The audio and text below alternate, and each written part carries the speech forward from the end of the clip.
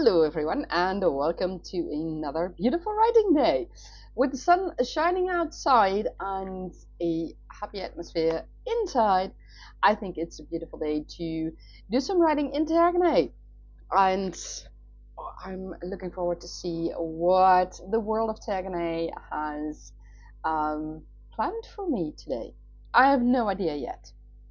But today we will look at how January went. I mean, it's the 28th of January, and it's time to see if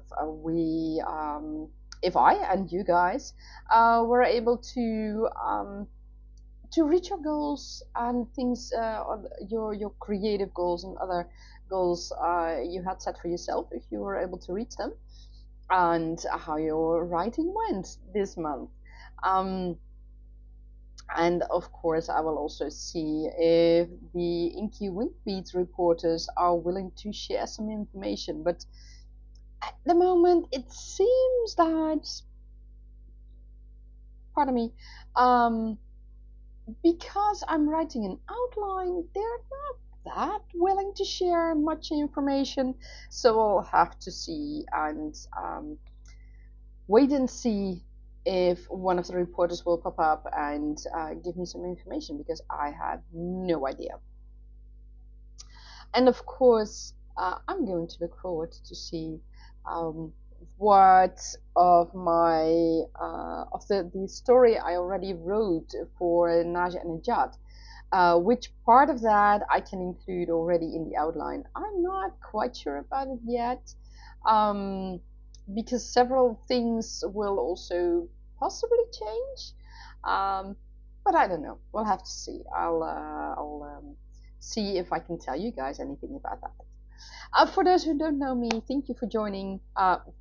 And for those who also do know me, everyone, thank you for joining. We will do several writing sprints today. And for those who don't know me, that is what I meant to say. My name is Ilse. I am a magic wielding dragon companion and creator of worlds, and I'm here to help you on your author journey.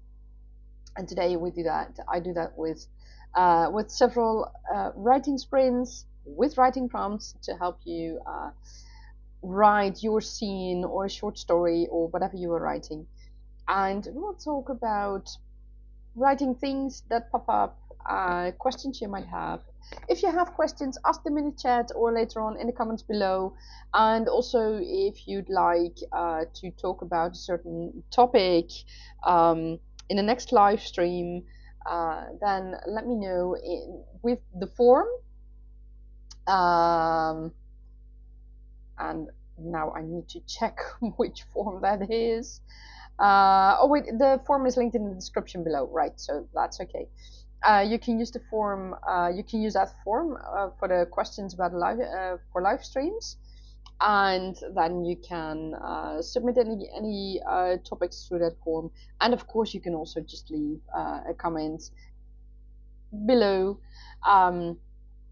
Well, that is after the live stream, because you can't comment below during the live stream. So during the live stream, you're also very welcome to leave topic suggestions in the chat. So let's look back at January. For me, January was a weird month, to say it the least. Personally, health-wise, things didn't go as planned with long COVID. I'll talk about that later on. But for the rest, as for writing goes and world building, that is progressing. It's not progressing the way I want to, or in the pace I want to, because, well, long COVID still throws wrenches in my plans, and that's really not handy. But okay, I'll deal with that during the journey. And at the same time, things are starting to work out, so that's a good thing. And my outline, like I told you guys previously, I work with a very rough outline per chapter. It's just a few sentences, a few key phrases, keywords, and basically that's it.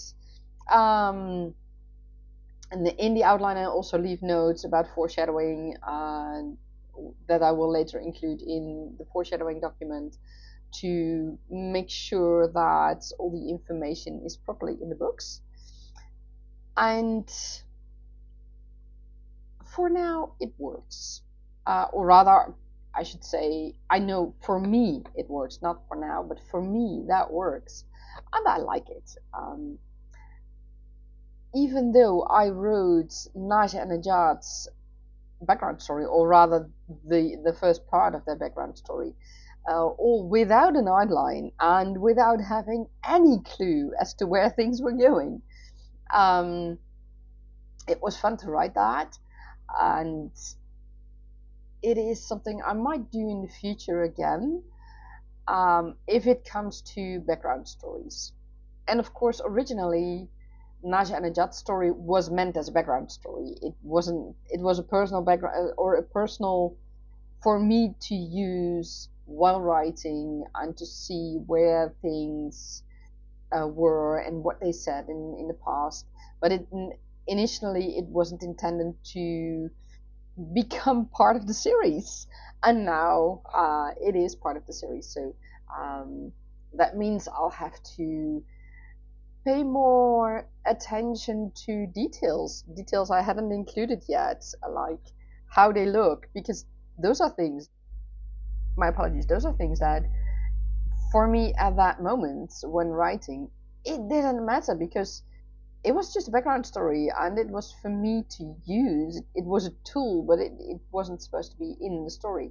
So those are things that I will have to include later on. So I will do some editing, rewriting once I start to write the series, because, well, I have to.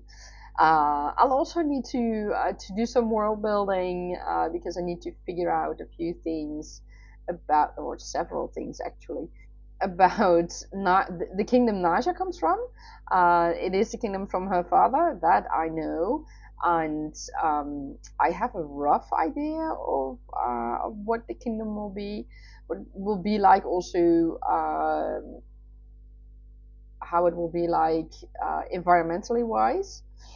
A little idea about cultural things, architectural things like that.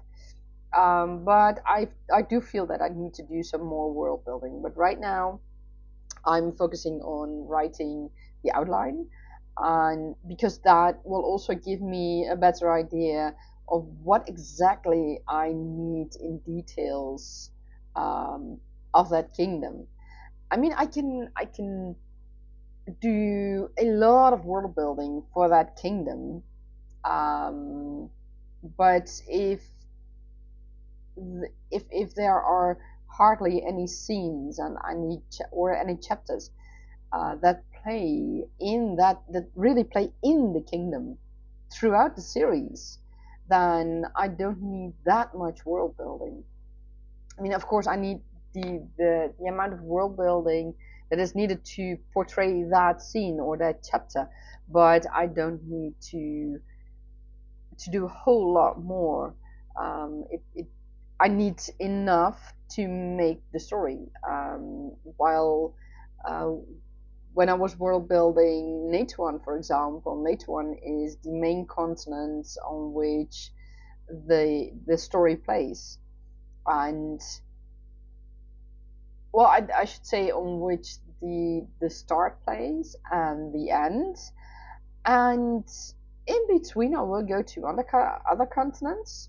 So I will go to Nasha's kingdom, for example, which is on the southern continent, south of Dragon City, and south of Natuan.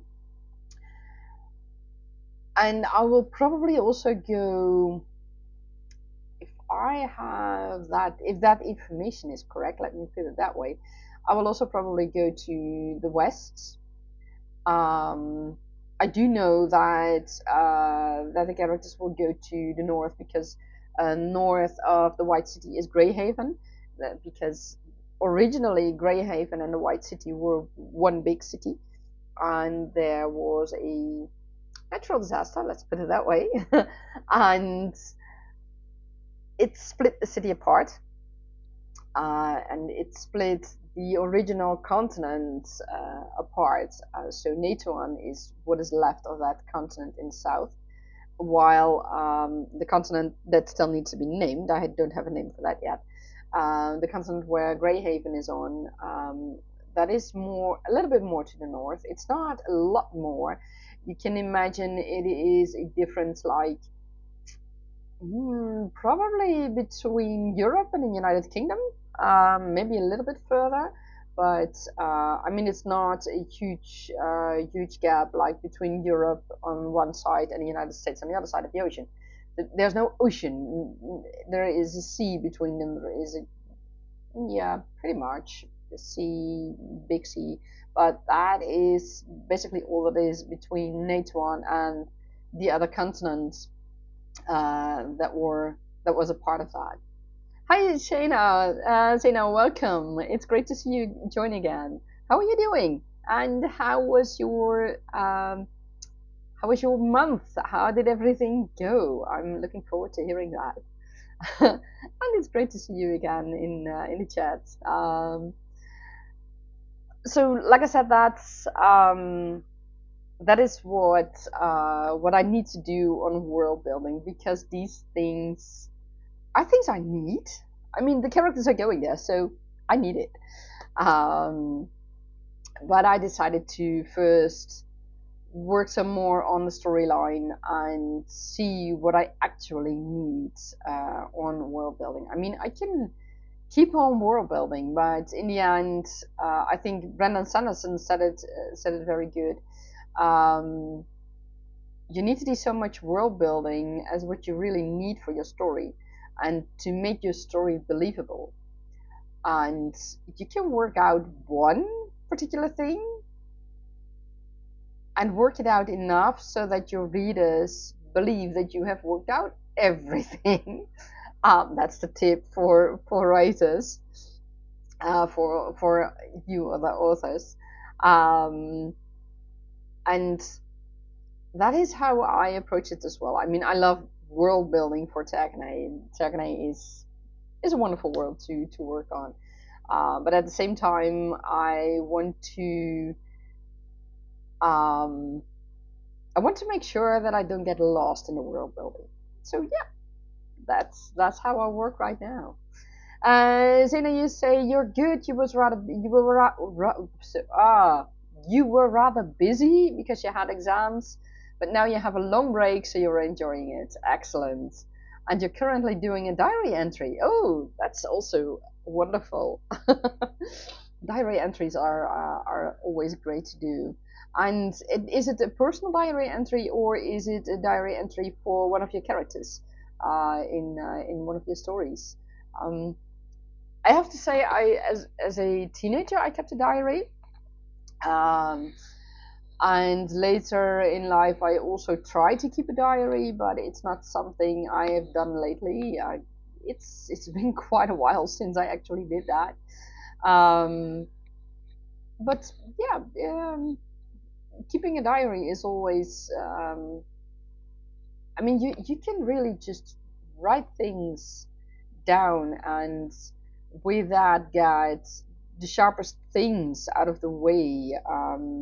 If there are tough things that played on a day, or keep that momentum and keep that memory alive, or really good things that happened.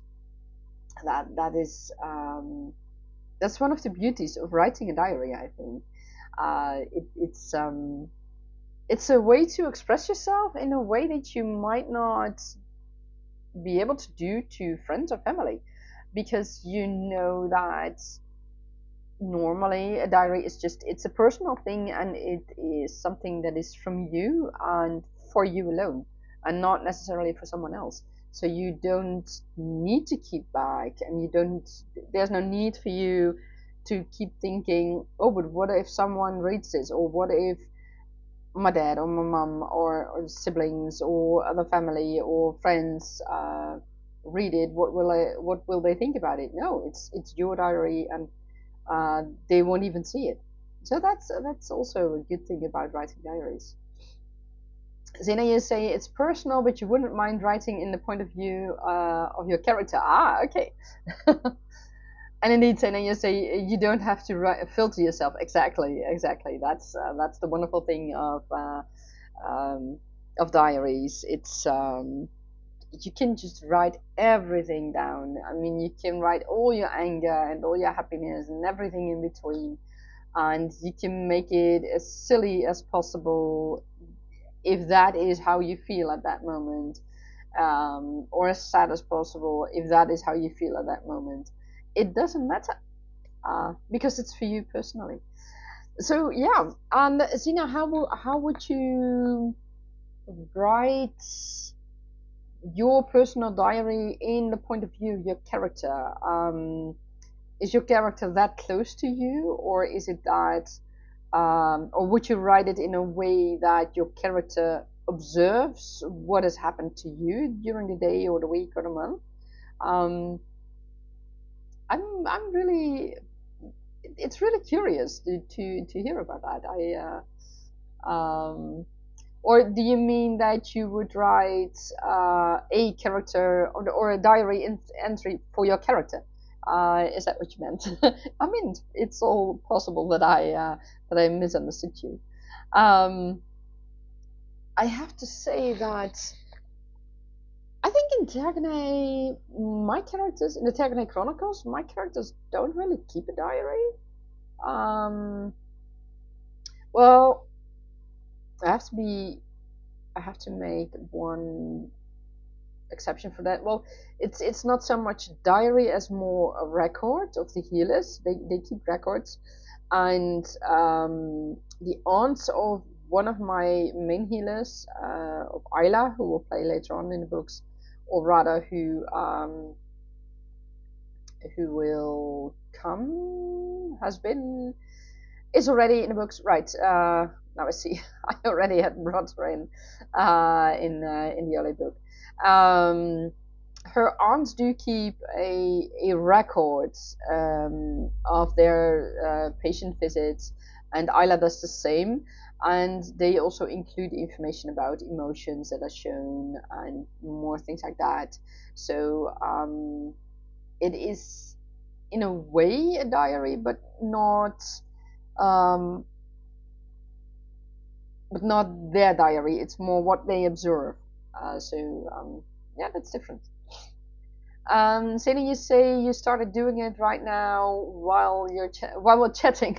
Okay, and you're writing about yourself, but as if the character is me. Okay, yeah, it makes sense in a way. It makes sense. But you decided to do an anime character, not yours. Okay, oh, anime. That's I haven't watched or seen or read many anime series.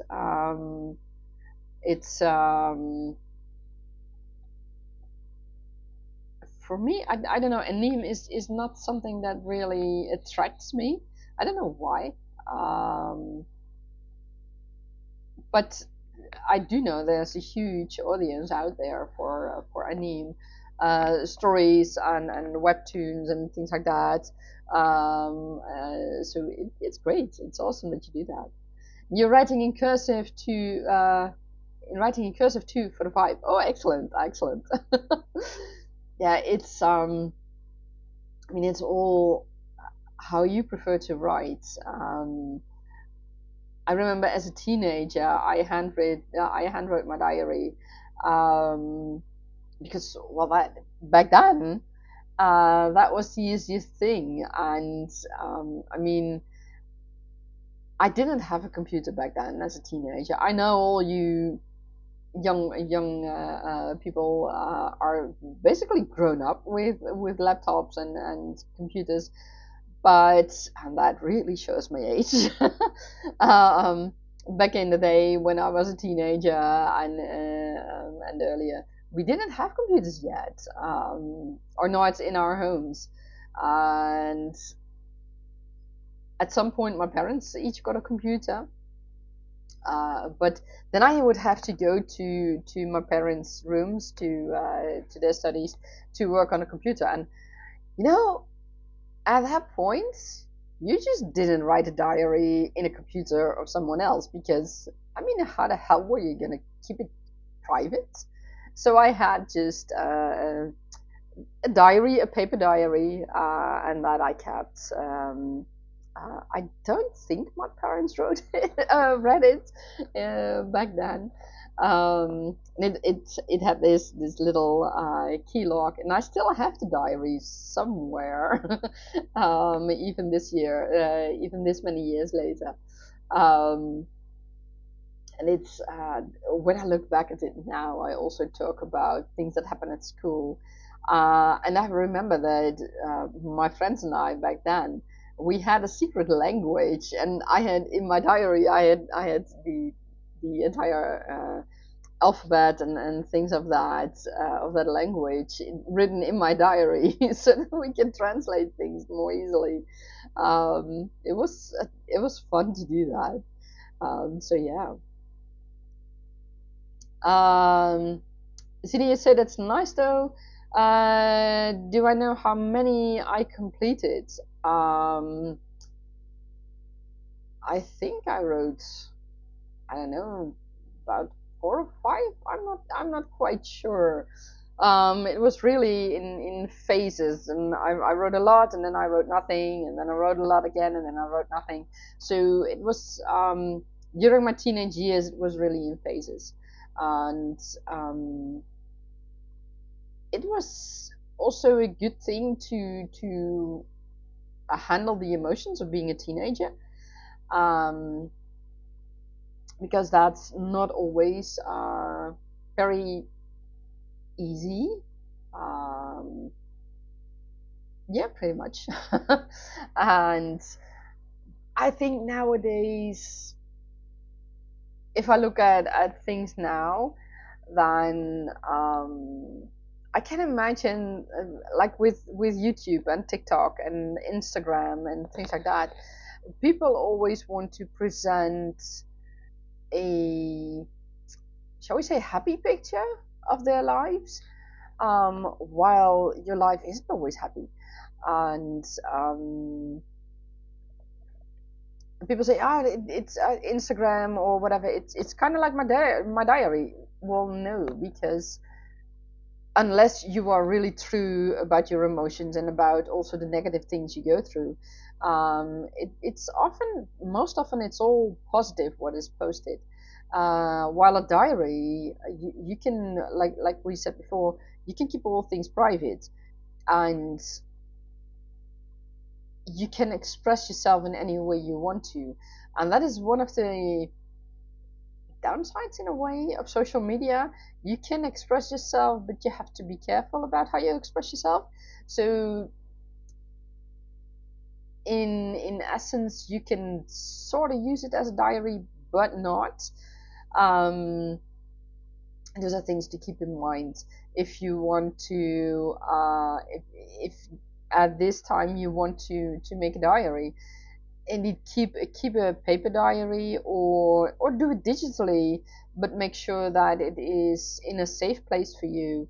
And I mean, a diary is something that should be a safe haven for you, for your thoughts, and it is very important to keep that in a safe place, because it is basically the only way, oftentimes, where you can truly express yourself, without someone else judging you about it, or without you hurting someone else with how you feel and how you think about things that were going on, or things that happened, or things that someone said to you. Um, so yeah, those are important things. And Zaina, how many have you completed? How many diaries have you completed so far? It's interesting to hear, and it's always interesting to see in other books um, how characters keep track of their lives, and if they even do that. I mean, in centuries ago, people would send each other letters, and they might keep diaries. So it was completely different from now. I mean, back then paper was pretty expensive, so you were really people really thought about what they would put on paper, um, and of course, depending on your job, you will really you would really be very careful about what you would put on paper, because it might be, especially if you would send it to someone else, it might be intercepted and you might reveal um, secrets that shouldn't be revealed. So those are all things that you can use in your own stories right now. That background information, and that the way it was done years ago and centuries ago, and with invisible ink and things like that, and codexes, and I mean, it's those are really interesting things. And if you look at that, especially if you are writing fantasy, um, these are things you can use. I mean, you can use that with spies, but you can also simply use that between two characters who are, for example, sending letters to each other about how their life is progressing and how things are happening. So you wrote 34 diaries already. Oh, wow, wow, that's impressive. And you used to write 10 plus pages a day. Now it's 1 page a day. But you know what? What is important, as long as you feel that you were able to trust everything to your diary that you wanted to trust, then that is the most important thing. Hi, Fadina. It's great to see you join as well. Um, it's wonderful to see people from the community, from the Discord community, join as well. Fadina, how have you been doing? I've missed you. I've missed you in the Discord as well. It's been a while, so it's good to see you here in the chat as well. Um, how uh, how have things been this January for you and in December? Have you been able to write something, or is that something that you will do later on again? Um, I mean, it's January is always a weird month, right? We've just had the holidays, we've had New Year's Eve, people make resolutions. Well, this I decided several years ago not to make any resolutions anymore, um, because usually my resolutions would just get shattered anyway during the year. Um, I normally wasn't able to really complete any of my resolutions. Um, so I just decided to not make any resolutions anymore, and just to see even, okay, what do I want to do this year, and work on that, but not make it a resolution like, okay, if I haven't made it to if I haven't been able to make that by the end of the year, then all hell breaks loose or whatever. So yeah, it's really no more resolutions for me. Not doing that anymore. So that's also one of the things. Um, what do your characters do in your stories? Do they make resolutions? Is it a thing in your world, for example, if you are writing a fantasy story and if you have made a completely new world? But also here on Earth, I mean, there are loads of people who don't make resolutions, and in other cultures, it might not even be normal to make resolutions on New Year's Eve. So how is that done? Ferdinand, the same. You miss me too. Oh, thank you, thank you. Writing has taken a back seat still. Just doing prepping right now, but plan February to be a full writing month again. Ah, that's great. That's great. Well, we will kick off February with two interesting live streams next Saturday. It will be the kickoff with the leap month. After all, it is 2024, which is a leap year, and after all, February is the leap month, so that's going to be interesting. And on February the 10th, the year of the dragon starts, the Chinese New Year. the Lunar New Year. And I am a fantasy writer who writes about dragons and mages, and I was born in the year of the dragon. I may not be Chinese, but if I look at the zodiac signs, I would be a combination of the lion and a Virgo in Western zodiac signs, and that still doesn't really fit me. But the Chinese zodiac sign of a dragon, yeah, that fits me. That's me. So yeah. Zena, poor you. You didn't think about New Year traditions in your world. There's still a lot of time to include that. I mean, it's you don't need that. It's just if it is something you might want to include, then you've got lots of ways to include that. I mean, it's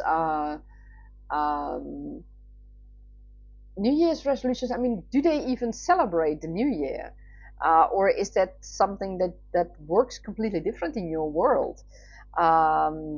Do they not observe that? Do they have a completely different system? So yeah, see about that, and then see about New Year's resolutions. Oh, yeah, and Zena, you said not poor. Okay. Fedina, wow, Year of the Dragon, what a good omen. Exactly right. And from what I understand, the dragon itself in Chinese, in the Chinese culture, is also a good sign. So, writing as a fantasy author with having a Chinese zodiac sign of the dragon, writing in the Year of the Dragon, I mean, 2024 has to become a wonderful year for me, or at least I hope so. I mean, I really could use a year that is way better than, let's say, the last 2 years. I would really love that. Then you say, right? I'm so happy with the Chinese year animal this time. Yeah, I mean, it's interesting. They have animals like the rat and the snake and the ox. I mean, I can't imagine the snake and a rat. I mean, a rat. That's. I mean, I discovered a rat once in my garden last year. I mean, I looked outside and at first I thought that's a big mouse. And then I thought that's not a mouse. That's way too big to be a mouse. That's a rat. So I mean, rats are all good in the wild, but in my garden, sorry, but can you just go back to the park and go back there?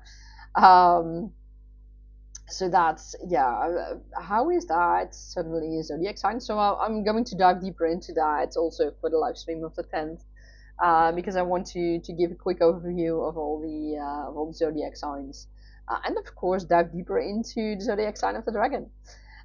Zena, you say the rabbit of 2023 was good as well. Yes, you're right about that. The rabbits are cute. I mean, they are cute animals. They can really wreak havoc on your harvest, but depending on what you've sowed and what you're growing. I mean, if you're growing carrots or things like that, then yeah, rabbits can wreak havoc on your harvest. Um, and it all depends on how the protection you have put in will ward off the rabbits. Um, so that's another world building thing to think of. How in your world are the crops protected, and do the farmers work together with animals, or with how do they work with insects, for example?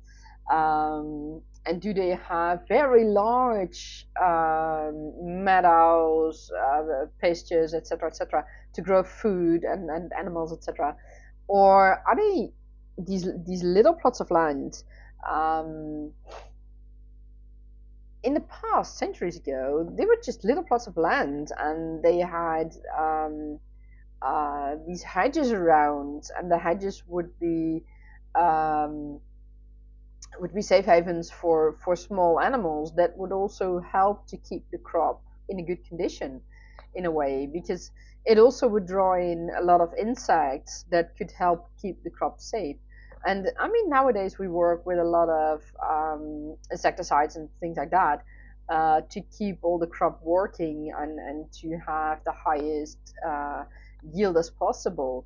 But it might be that in your world things are completely different, and I mean, in Tergaenae, but also in Genema, of the world of my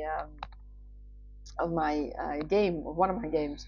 For example, dragon manure is very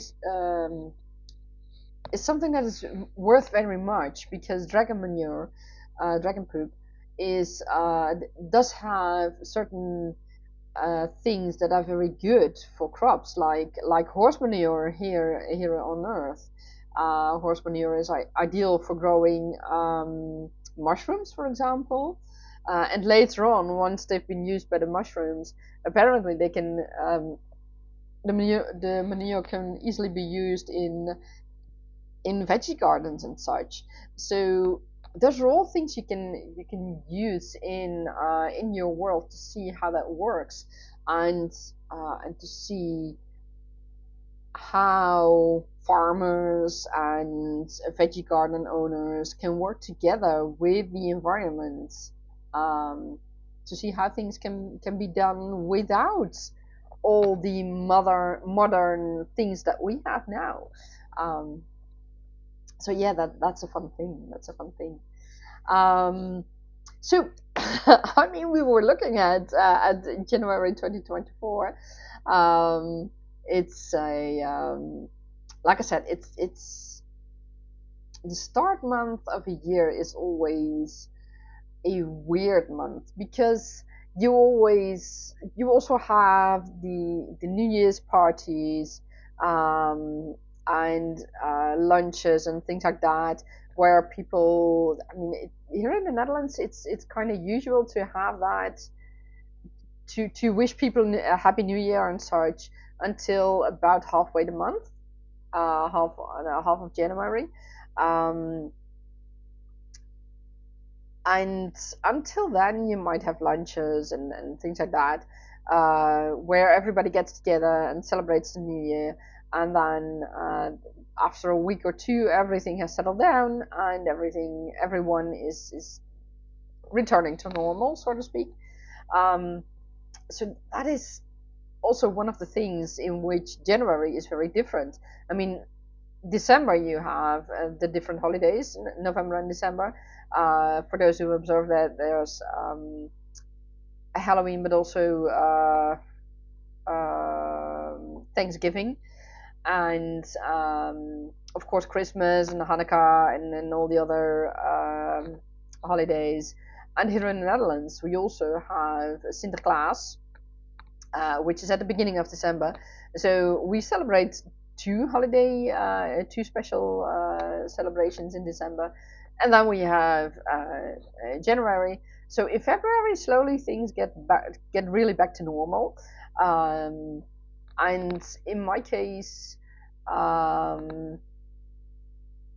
things are pretty much okay. Not ignoring the whole health part, but the rest is slowly back to normal. So yeah, that's my January. I mean, it's things are it can be so weird sometimes. But if I look at my fantasy worlds and my story, I have to be honest and say that New Year is not something I have extensively thought of for Tergaenae yet. There is some more world building I need to do about that, because I will probably have them past New Year at some point. For the Tergaenae Chronicles, there are things for the New Year, because after all, that is a game, and in the game there will be things like that, because it is played over years to come. I hope once it is ready to be released, that will be a few years. But once it's ready, then things like New Year's Eve and such will be in the game, and it is done in a different way because the time in Genema is different from the time here on Earth. So that's going to be a challenge, but it's fun. So the holidays that we observe here on Earth are included in a different way than what we are used to. But yeah, New Year's Eve will be there. For Tergaenae, I'm not quite sure about that. I'm checking the timeline to see if I need to do more world building about that, or if it's something that plays at some point, but which is not necessary for the story. And I do think it needs to be necessary for the story to really build it out. So I want to go to our first writing sprint. And for that writing sprint, I have a writing prompt that is inspired by the birds outside in my garden. I got some feed for them yesterday, and one of the things, besides seeds, no, one of the things I got, and just to warn you up front, I don't know if you guys are find it gross, but it's mealworms. So if you don't like the sight of that, close your eyes for now. This is your writing prompt. These are dried mealworms, and I put them away so they're not on camera anymore. So you can open your eyes again. So that is your writing prompt for this first writing session. Mealworms. In this case, it's for me personal. It's just feed for the birds. But I have to admit, I've put it outside on a little dish. I put it outside this morning, and I'm looking at the dish and it's still full. So I have no idea if the birds actually like it. The woman at the pet shop told me, "Oh, the birds in my garden, they really love it." I mean, she puts it and in an hour's time it's gone already. And I mean, I've had one robin pick one of the mealworms, but that's it. So I have no idea if they actually like it. As far as from what I can see, I have the feeling that they don't. So if they don't, and if the mealworms are still there tomorrow, then I will just give the mealworms to a friend of mine who has chickens, and the chickens do like the mealworms. I know that. So I will give them to him. Then he can feed the chickens with them. But yeah, so it's mealworms. See what you do with that. In my case, one of the main characters, I told you about it in an earlier live stream, Rowena, who is the healer who is helping Nejat to recover from his poisoning. Rowena and her husband are where I am right now in the outline, are on their way to the Blue Jays Tavern. I talked about the Blue Jays Tavern in the themed live stream about naming locations. And the Blue Jays Tavern is famous for the Blue Jays around the tavern. And they get, at the tavern you can buy these snack packs for the birds with all kinds of nuts and seeds and things like that, but also mealworms. So that is most definitely something they will get. And Rowena and her husband also bought a few snack packages when they were in Devilsport, because they knew they would be passing to Blue Jays Tavern, and they were going to stay there. They are going to stay there for, I think, a night, maybe two, but I think one night. So they have some extras for the birds. So that will be fun. So our first writing sprint of today, a writing sprint of 25 minutes, and let's see if I can actually make it to 25 minutes today. for the writing sprint, because the last full writing sprint, well, I used the wrong key combination and stopped the writing sprint at 15 minutes. So let's hope that it goes well and that we have a writing sprint of 25 minutes. So now, thank you for the hearts. um, so let's get to it. I wish you all a lot of fun writing. Whether you are writing in your diary or writing like me in an outline, or whether you are writing your story, I wish you all a lot of fun.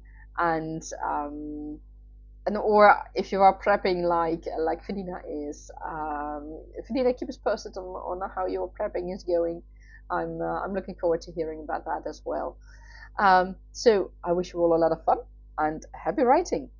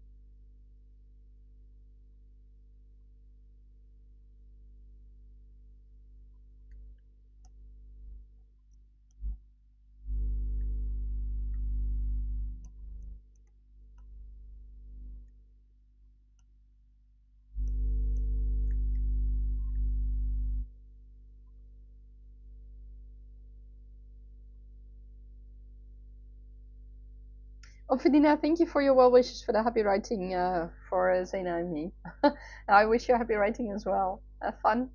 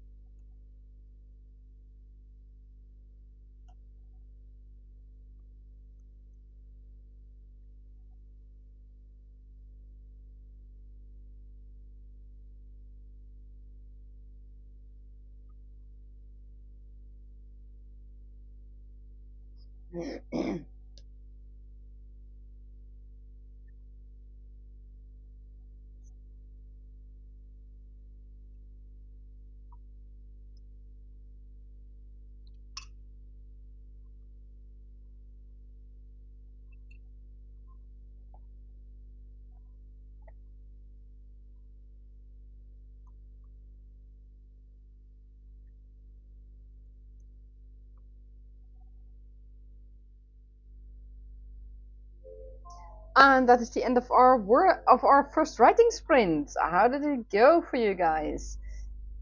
I managed to cover a few characters in this sprint, um, and I crossed the continent of NATO one a couple of times.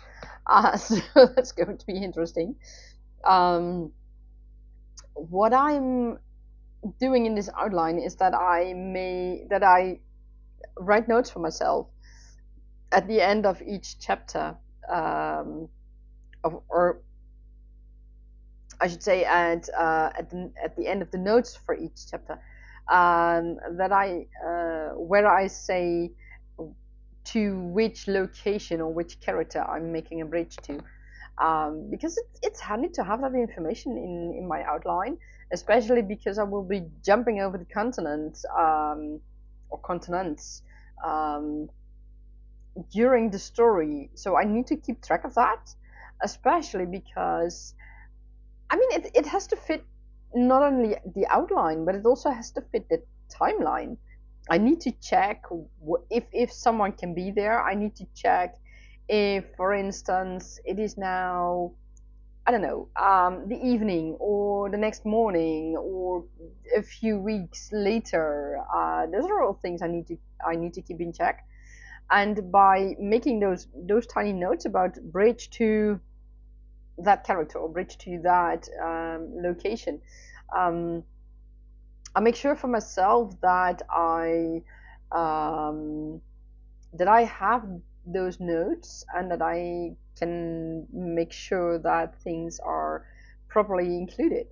Um, so in this case, I just wrote a note that someone traveled through a certain location, of which I now think, okay, but traveling through that certain location might take a little more time than just a few hours in the afternoon.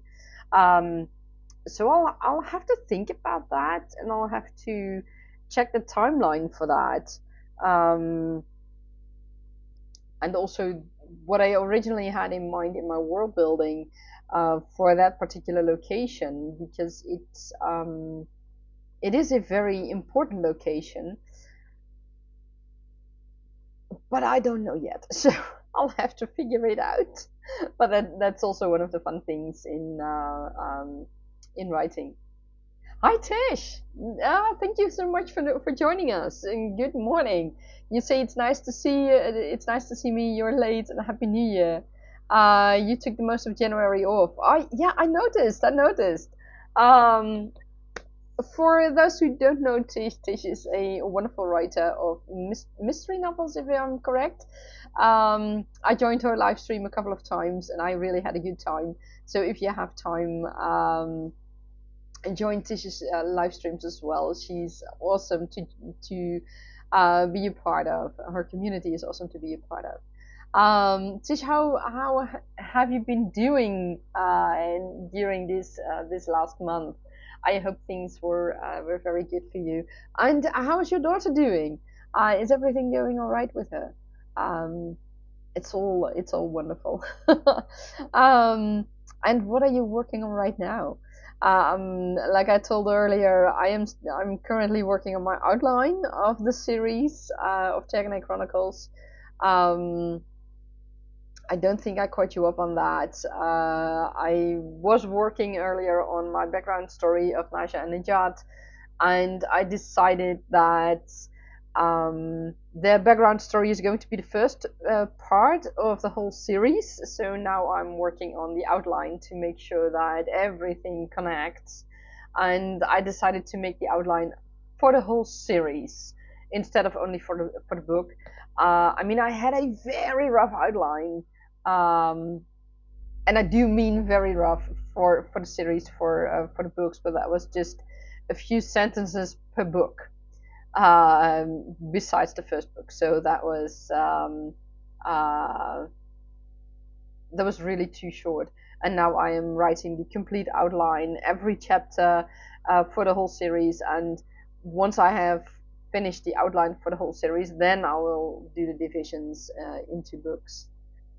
Did you say you're good? Your mum is sick. You've been taking care of her. Oh, I'm sorry to hear that. I'm sorry to hear that. I hope that she will get better very soon. And your daughters are doing great. You started a new Cozy Mysteries series for the month. Oh, that's awesome. You've almost finished with the first draft. That's great to hear. And it may be your debut novel. Ah, that it's wonderful to hear from other authors about debut novels and series they were writing, and it's it's great to see how people evolve and how much fun other authors have with writing and with their creative passions. I always love that. It's great. It's great. So I'm looking forward to hearing more about your debut novel, and to see where it will take you. I mean, it must be awesome. It must be awesome. And um, are you going to? I don't remember. Are you going to go through the traditional publishing route once you are finished writing all your drafts for your novel, or are you going to try self-publishing? Um, for me, I decided to first try traditional publishing, and if that doesn't work for me, then I will self-publish. You go through self-publishing right away, or I mean, that's awesome. It's authors who have that courage to do that. I mean, it's not, for those who don't know, if you do self-publishing, it's not a simple thing as finishing your book and putting it out there. There is so much that you need to do. All things that normally a publisher would do for you, you all have to do that yourself. You have to take care of the editing. You have to pay someone to do your editing. You have to take care that you have to make sure that there's a proper cover, but you also have to take care of the marketing. You have to take care of, if you are going for digital versions, that that your book is in the proper format for each of the companies where you want to publish your story, or your books. I mean, there's so much that you all need to do if you self-publish, and it takes a lot of time and money to invest to do that. So it's not something for the faint of heart. It's really, it takes a lot of courage. It takes a lot of perseverance to do that. So it's not, self-publishing is not an easy thing. So that is why I say that I really admire Tish for doing that, for choosing that, because it takes so much. It's not, I mean, you're not only doing the writing, you're running, like Tish says, it's a job.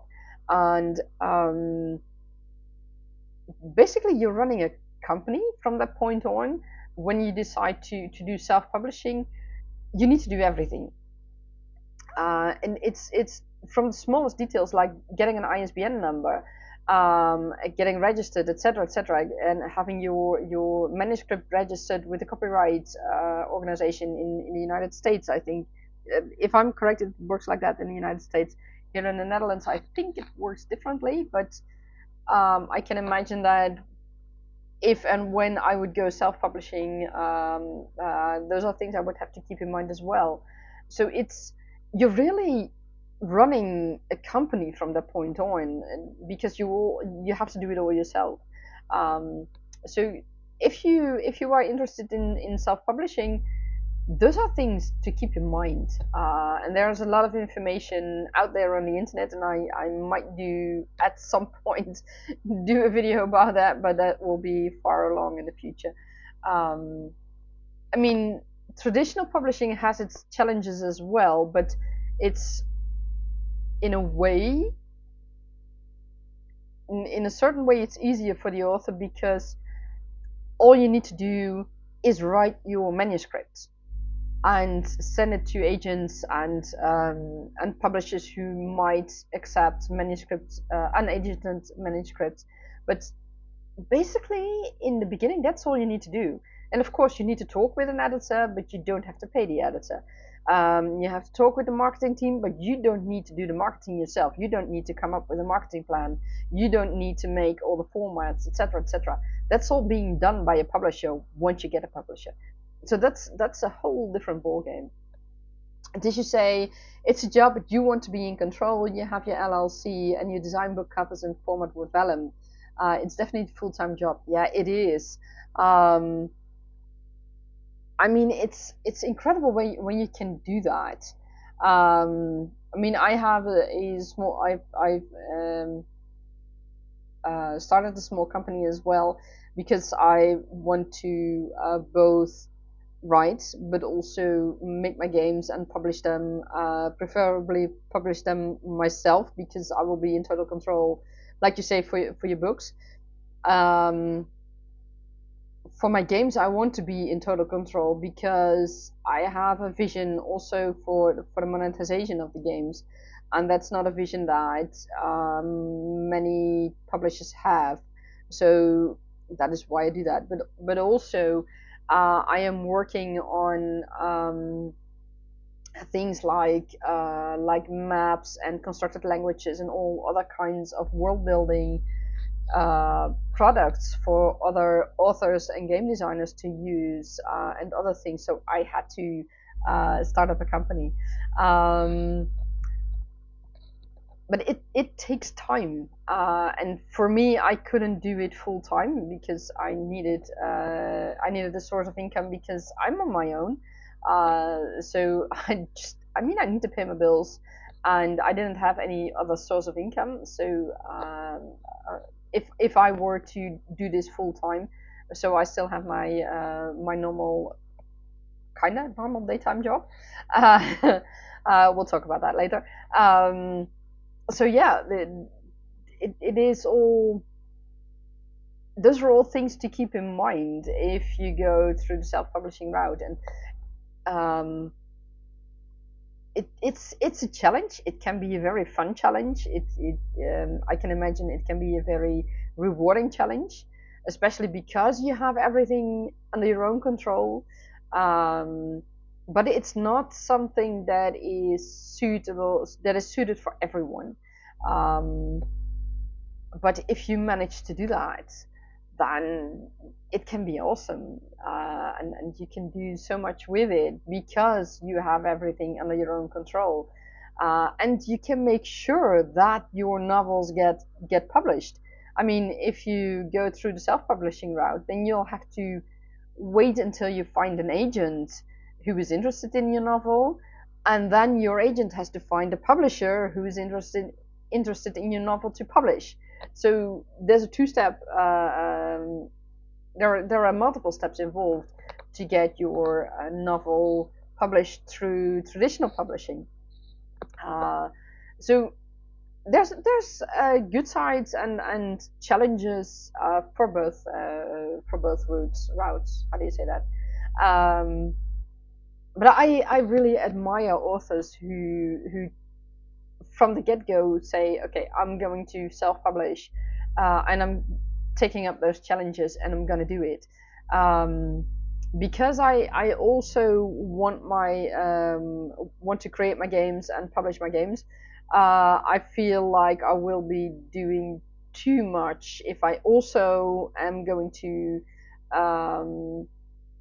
if I would also do the self-publishing of my books, because those are really two different things, and I think it would take too much. But for now, I first need to finish my series. That's for sure. That's something that's really important. So Tish, I'm really looking forward to seeing more of your mystery stories and perhaps some book designs, book covers you made.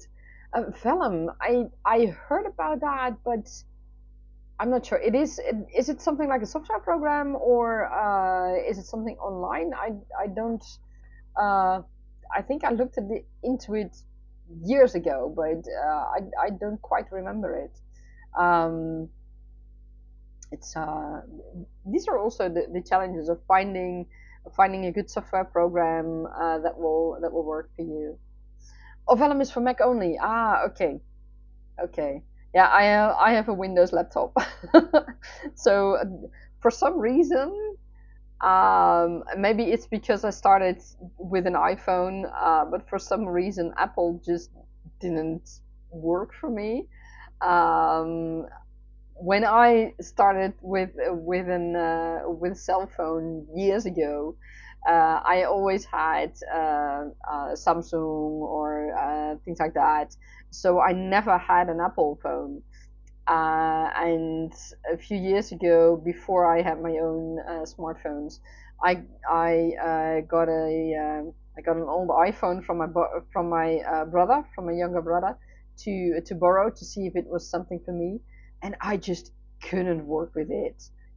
And so at some point I said, okay, you know what? I'm used to Samsung and Nokia and phones like that. So I'll just go and find a smartphone with Android, because I think that will resonate with me much better. And I never tried a MacBook or any Apple laptop thing. Um, I mean, it might be something for me, but at the same time, I work quite well with my Windows laptop, although it is giving me problems sometimes. But oh well, which computers don't do that? So yeah, um, so it's weird sometimes. Uh, like last Friday, um, as it turned out, the connection problems I had were probably caused by both the lack of updates or the updates I had to do for my streaming software, and the updates for my Windows PC or laptop, because Windows decided that I needed to do an update. So ever when my laptop when Windows decides that I need to do an update, it will throw all kinds of problems. So that was really annoying. But luckily I solved it. I did all the updates and everything seems fine. All right. Um, did you say Vellum is a nice program? I can imagine. Yeah. Um, you can do more with an Android and PC. Okay. You're very limited with iOS devices. Ah, okay, I didn't know that. Um, it's probably because I'm so used to Android and Windows that um, I mean I can really work with them, and it's great. And the game engines that I use can work with both Windows and Apple iOS. So that's not a problem, and it's fun. But I do know that the games I will develop and that I'm making have the target audience at the moment for specifically for Windows, because that is what I can test personally. And sometimes things are really different when you design it for another system, for another operating system. And because I am in no way familiar with any of the Apple devices and the iOS system, I think it will be pretty hard for me to make my game also fit for iOS or any of the other Apple or any of the Apple devices. But who knows what happens in the future? I have no idea. Um, it's always fun to see how things develop in the future, and it's like with writing. I mean, when I started with the Tergaenae Chronicles, it wasn't even called the Tergaenae Chronicles. I didn't even had Tergaenae in mind yet. When I really original years ago started with the story, it was the Dragon Riders and Seers or something like that. So I had this vision in mind for Sears. At some point I thought, okay, so why is it Sears and why is it not all the mages and all the skills? And in the end, I ended up with one of the main characters being absolutely not a seer but a healer instead. So that is how things can develop through the years. And I mean, it's with technology, but it is also with what we are doing with writing. During your writing process and during your drafts, you will see that your your stories will develop and your characters will develop, and you might find that what you wrote originally might be vastly different than how your story turned out in the end, because it is going through all those motions and going through all those drafts and developments and developmental edits and I mean, grammar and spelling and punctuation and all things like that, line editing, etc. It's all important, but first you need to make sure that your story flows correctly and that your characters are developing good, and um, that it all works and that your world building is convincing, etc., etc. Even if you are writing a story in present day Earth, it needs to resonate with your readers. I mean, if I were to write about my hometown, and I would say it has I don't know 100,000 inhabitants, well, it really doesn't. It has a little bit over 10% of that. And people know that I would be writing about my hometown. Then they would be like, how can you write about a town that's actually about 15,000 inhabitants, and you write about 100,000 inhabitants? It doesn't fit. Um, so those are things to keep in mind, and also what travel times are, but also cultural things.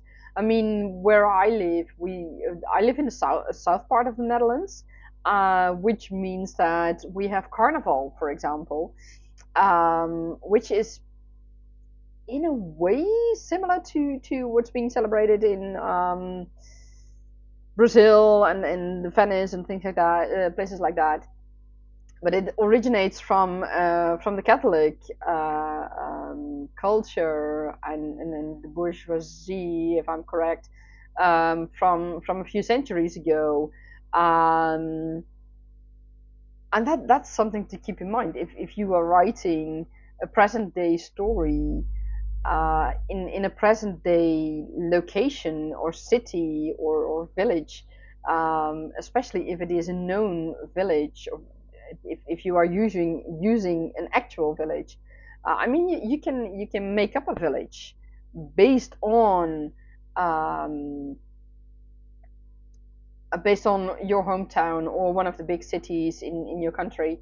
Um,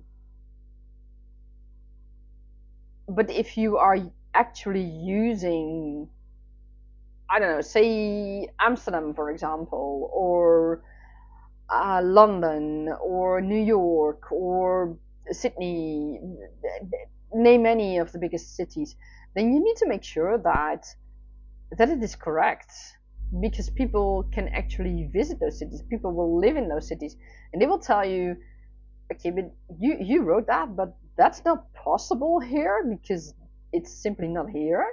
I mean, here in the Netherlands, a few days ago, I saw a little video on YouTube about cycling and cycling in the rain.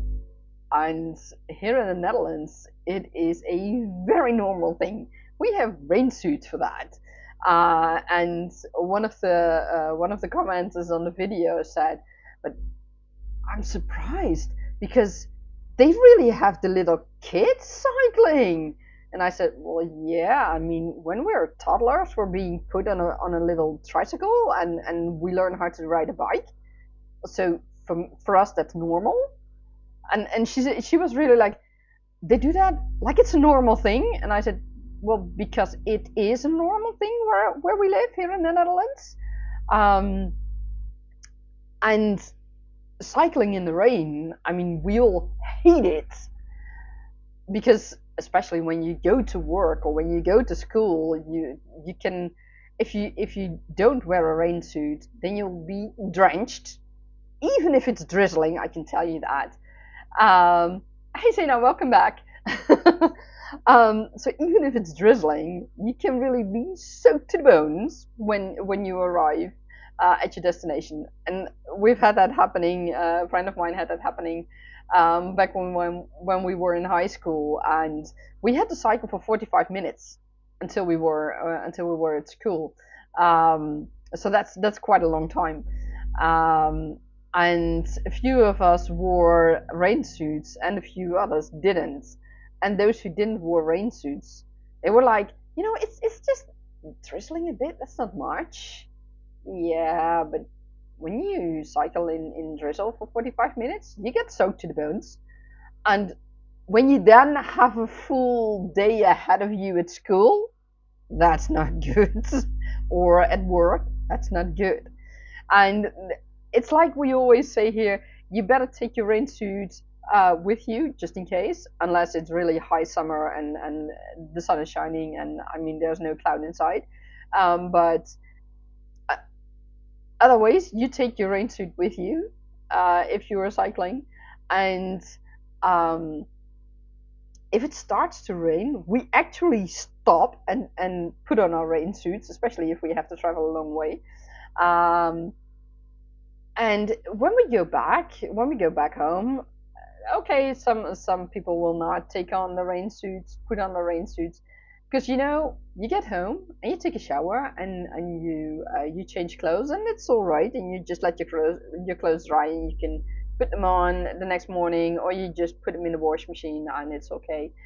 So that's the difference on how we deal with things. But that is one of those things that you need to keep in mind when you are writing a story in present day Earth, and especially when you're writing it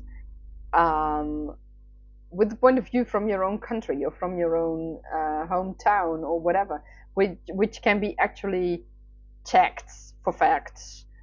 Because those, if things can be checked for facts, then it's important to have that correctly in your story, or to be able to explain why it isn't good why it isn't like that in your story. So yeah, that's those are the challenges when you are writing present day stories, in comparison to fantasy stories. And believe me, fantasy stories will be checked for the rules of that fantasy world. And it even goes as far, if and when a television series or a movie is made of it. For those who have not seen Game of Thrones, here's a little spoiler: do not include a styrofoam cup in a medieval setting. That doesn't work, I can assure you that, and the fans will notice and the fans will screenshot it. So yeah, keep that in mind. Zena, you were studying. How is your studying going? I hope it went all right. Fadina, how's your work going? Um, I'm checking back. You were prepping. Oh, right. What were you prepping? I forgot. My apologies. My apologies. And I feel like I'm talking way too much about all things that are maybe not quite writing, but okay.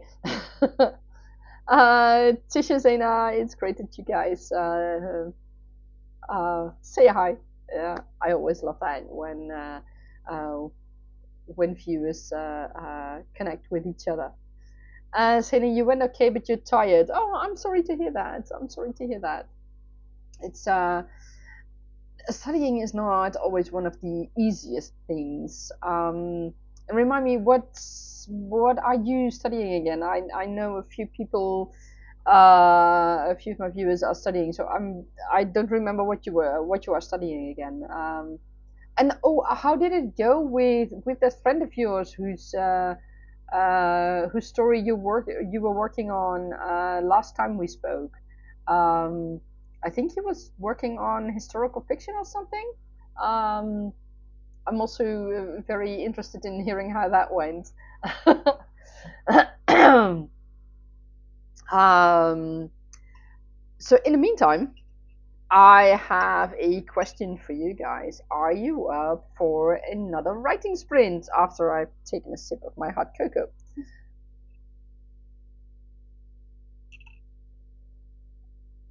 Right. Sena, your course is international economics, but the subject in particular was statistics. Um, okay, okay. I have a few questions after our next writing sprint. And Tish, you could use one. Perfect, excellent. Okay, I have another writing prompt for our writing sprint, I should say. This is inspired by a personal thing. Some of you know that I have long COVID, and I've been battling with it for 1.5 years right now, and it really doesn't want to go away. Medical researchers in the Netherlands have now found out why long COVID patients stay so enormously tired and why it seems to get worse and worse. Well, knowing that is a good thing. I mean, they have proven it biologically, so that's great. Next step: why does that happen, and how can we fix that? So that's going to take a while. Due to that extreme fatigue that I have after I've worked for a few hours, I have had to go into sick leave for 100% instead of 50% as of coming Monday.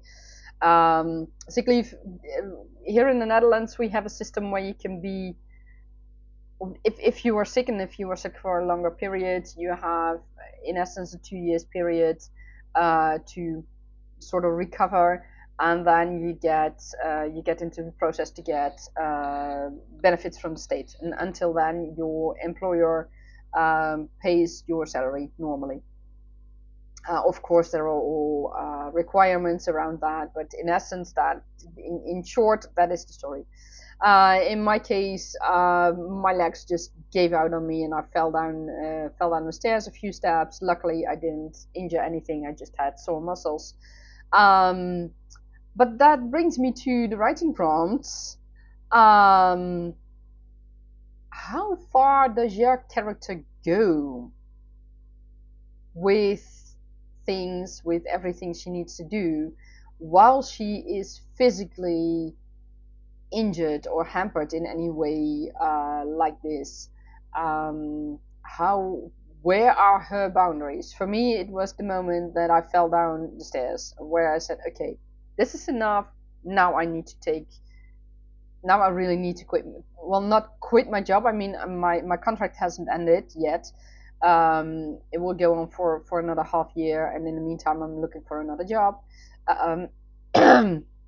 But right now, I am in 100% sick leave because my body simply can't take it anymore. Because I am an interior cleaner, and that is a very physically demanding job.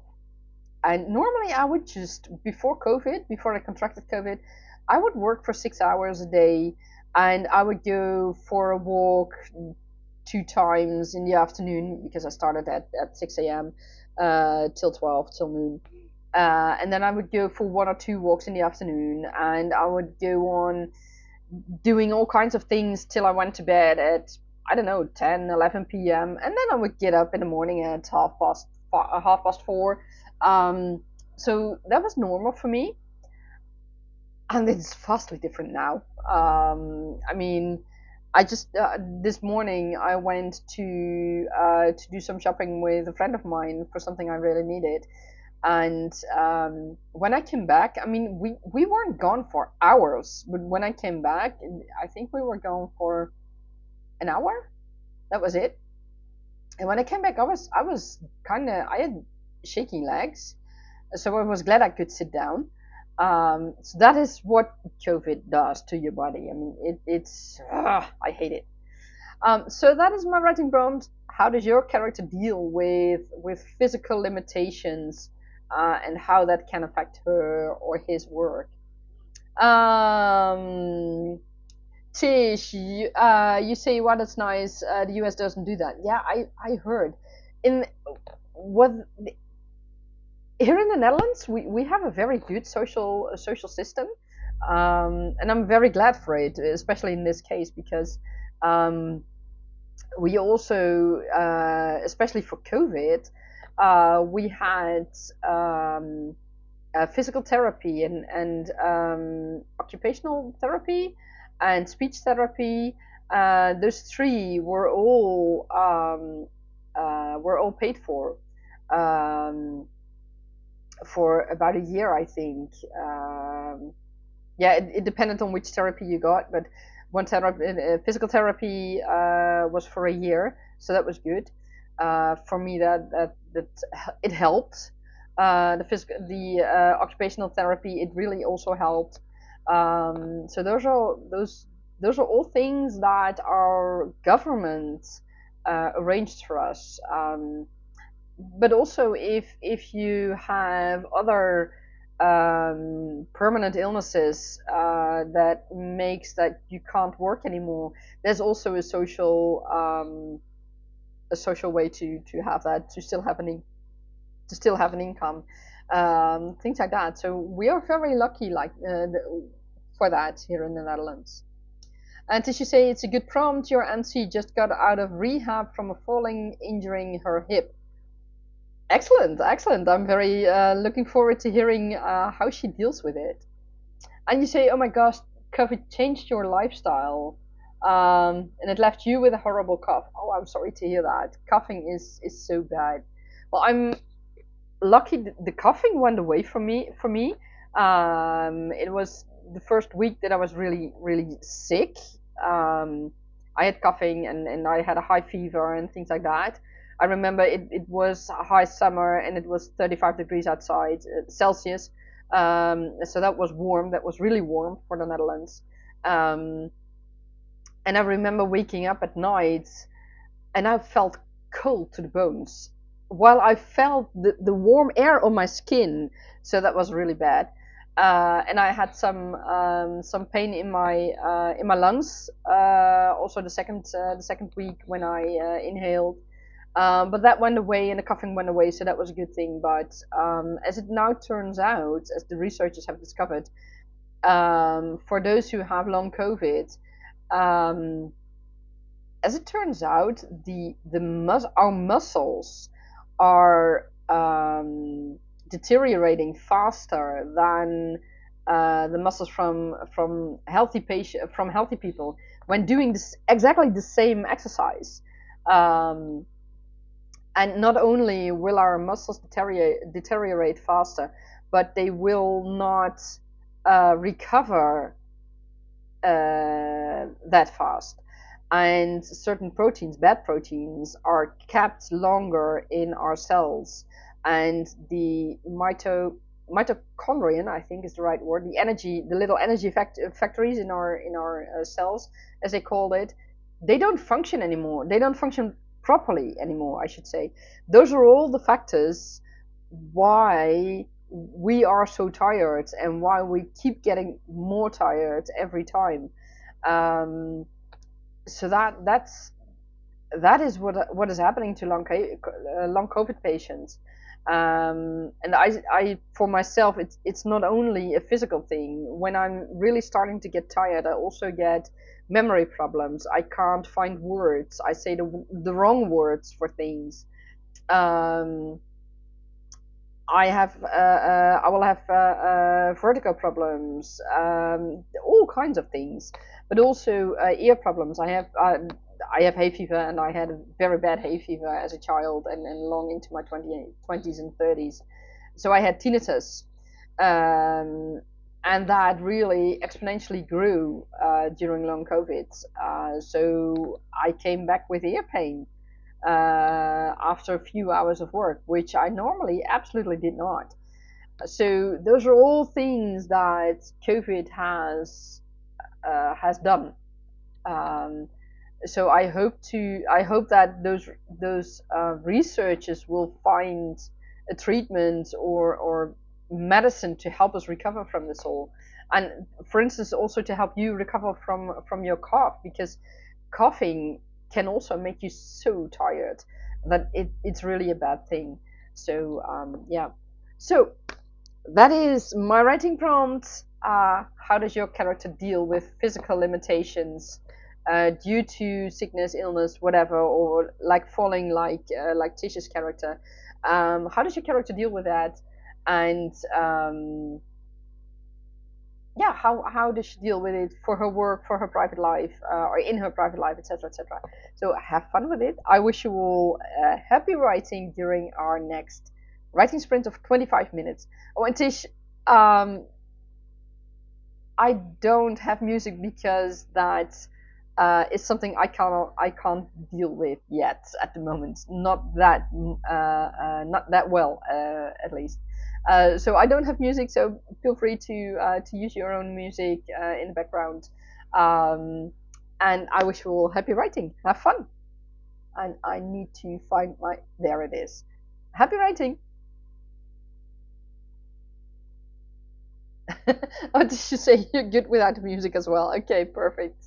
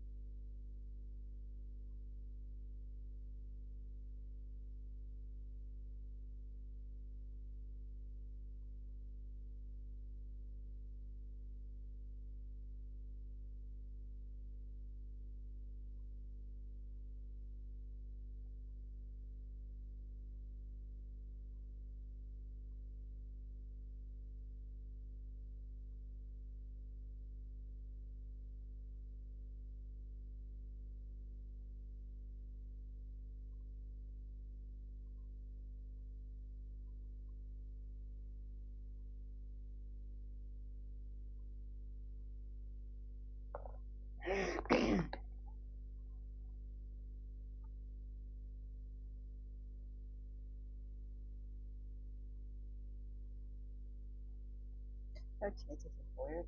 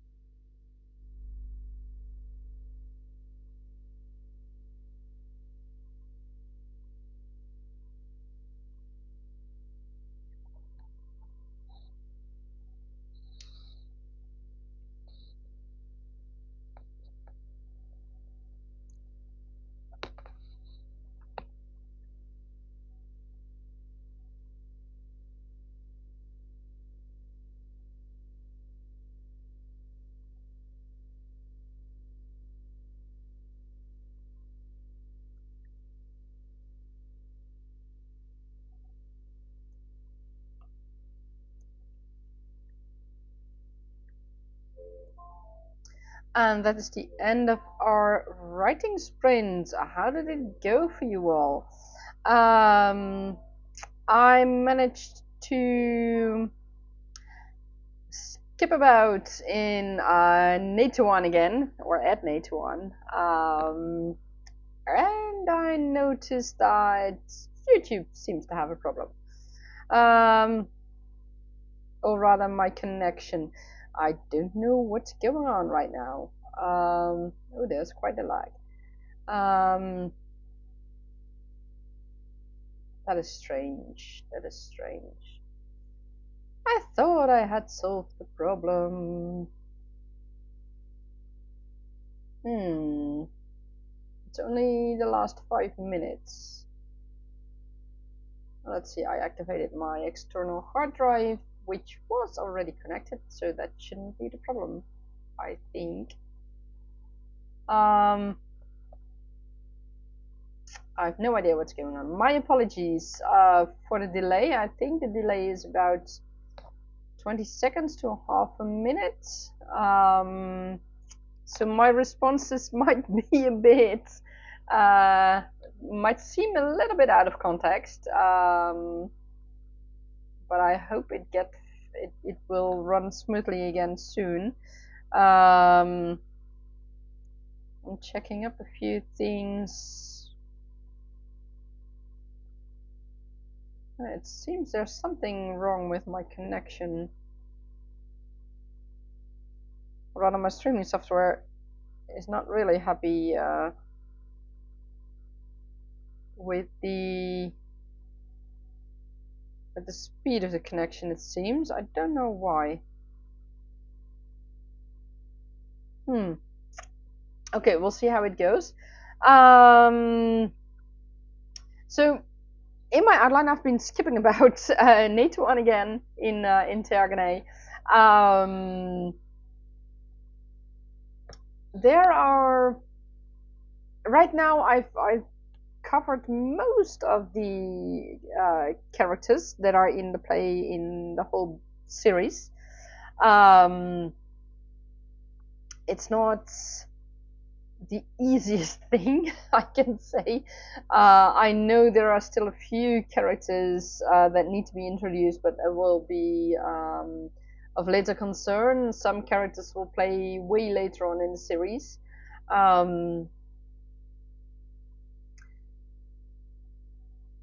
My main antagonist has now made her first move, but nobody knows about that yet. So, or rather, I should say the move is done and everybody knows about the move, but nobody knows the intention of this move. Let me put it that way. Nobody knows why this antagonist made this move, and nobody knows either that this is a move by an antagonist. So that's going to be interesting. Or at least I hope that you guys find it interesting when you read it and when you're connecting the dots afterwards. It is fun to my apologies. It is fun to see how I can include things about the main antagonist and other antagonists in a way that I hope that readers will later on see and connect the dots, find the clues, and see how it is all done. While right now, while they are reading the beginning of the story and later parts in the story, they might not yet connect the dots. They might not see it yet. It does involve a lot of foreshadowing, but I was prepared for that. It is with everything that I am now including in the story. It does make the story better. That's for sure. And it will. I mean, right now, with everything that I have discovered and that will be included, I feel the story has a better foundation. The pillars of the story are really coming together, so to speak. Well, I mean, if you view the pillars as straight up, well then, I mean, pillars will not ever come together. But depending on how you build the pillars, the pillars can come together. Anyways, I feel that everything that is now being brought into the story and that is already part of the story makes the story better. Oh, the connection seems to have fixed itself. which is a good thing. I'm happy about that. I have an excellent connection again. So now I'll need to wait and see when it finds out what the lag is. The lag still seems to be about roughly 20 seconds. Okay, I'll see how it continues. So my apologies again if I am responding at a weird time to messages you guys might send in chat, because it's I don't know, what went wrong with the connection, but at least the connection now seems to be okay again, so that's a good thing. It did, YouTube and connections are not always handy. It's something to keep in mind for the future. I did not expect that, but that's okay. There will come a time when it all works properly again.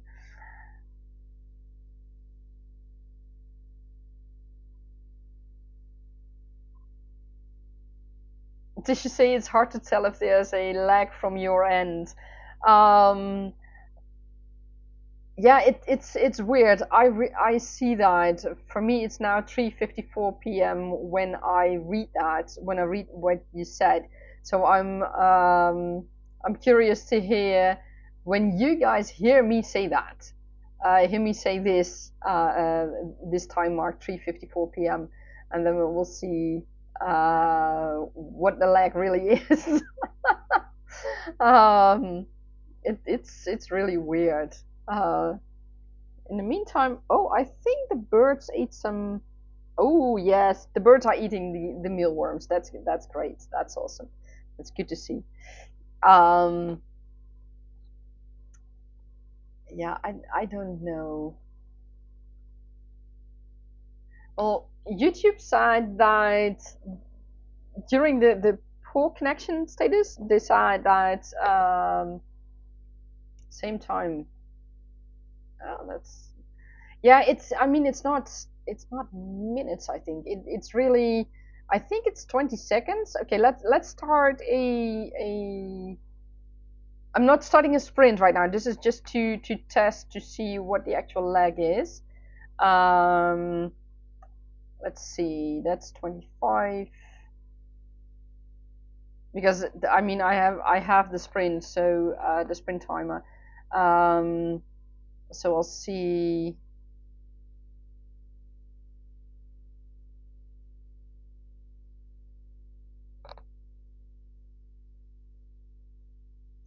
It's about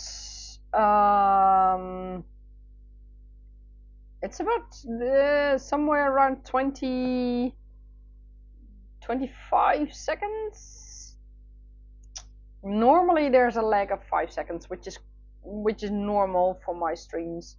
The 25 seconds is quite some time. Or 20, 21, 20, somewhere around 20 seconds. So that is quite a time for a lag, but at the same time, it's not getting any worse because at the moment I have an excellent connection, so that means that we won't have additional lag. So that's good. Last Friday things seem to get worse. So in comparison to that, this is good. This is good. So what was I saying? Oh, right. The main antagonist made the first move. One of the other antagonists has been into play but hasn't made a move yet. I'll have to see when this other antagonist makes the move, or at least right now I think this other antagonist hasn't made the move yet. There is one antagonist that I'm sure hasn't made the move yet because that will play way later on, or at least at the moment I think it will play way later on. So So that's going to be interesting to see, because that antagonist is one I have already written in the parts in the first book that I wrote with Ayla as one of the main characters, when Nasya and Nejat weren't in the story yet. So I'll have to see how that evolves and how I can include things in this outline and how I can make things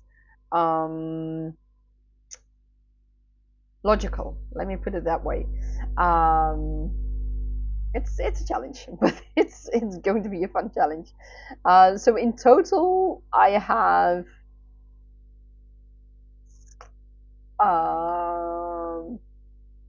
three real antagonists. Well, I have one main antagonist and two other real antagonists, and there are a few that kind of work with them. They are not really big antagonists, so to speak, but they're not good guys. Let me put it that way. And that's not even talking about the thugs that Nejat and his team and the other dragon companions beat in the background story I had been writing. So that's going to be interesting. So it's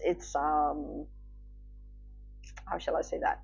This outline is something that is a challenge, and at the same time it's fun to work on. I can now really see the story evolving in a way that I didn't have before, and that is awesome. That is really awesome.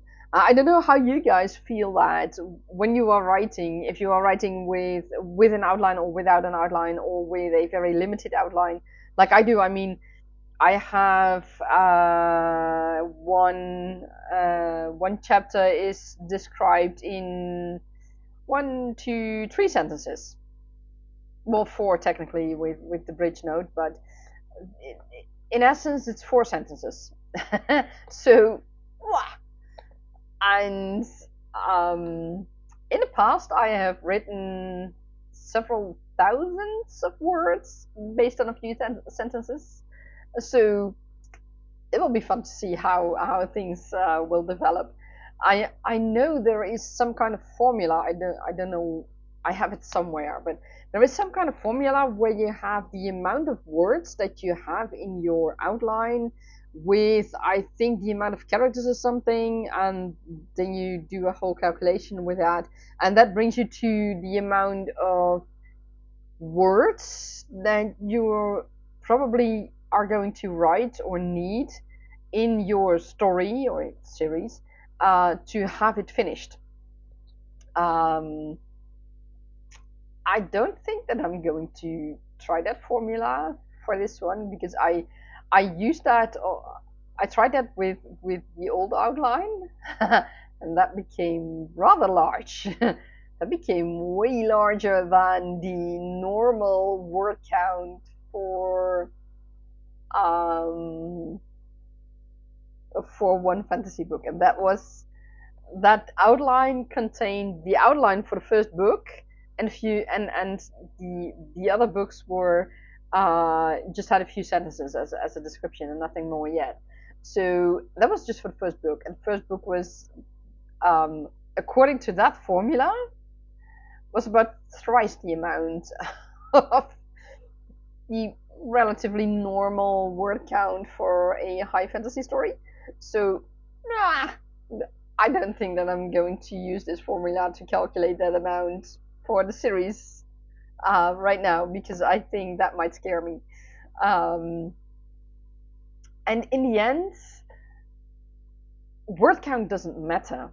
Dida, one of my best writing friends and admin of the Discord community, and my moderator here on YouTube,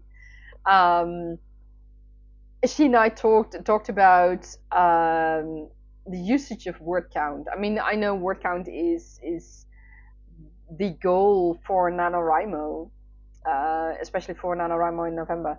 But the way I see it, and she sees it as well, is that word count is not a goal. It is a tool, but nothing more than that. That is how we feel about it. Um, it's it's more to keep progression, or to keep an eye on progression, but nothing more.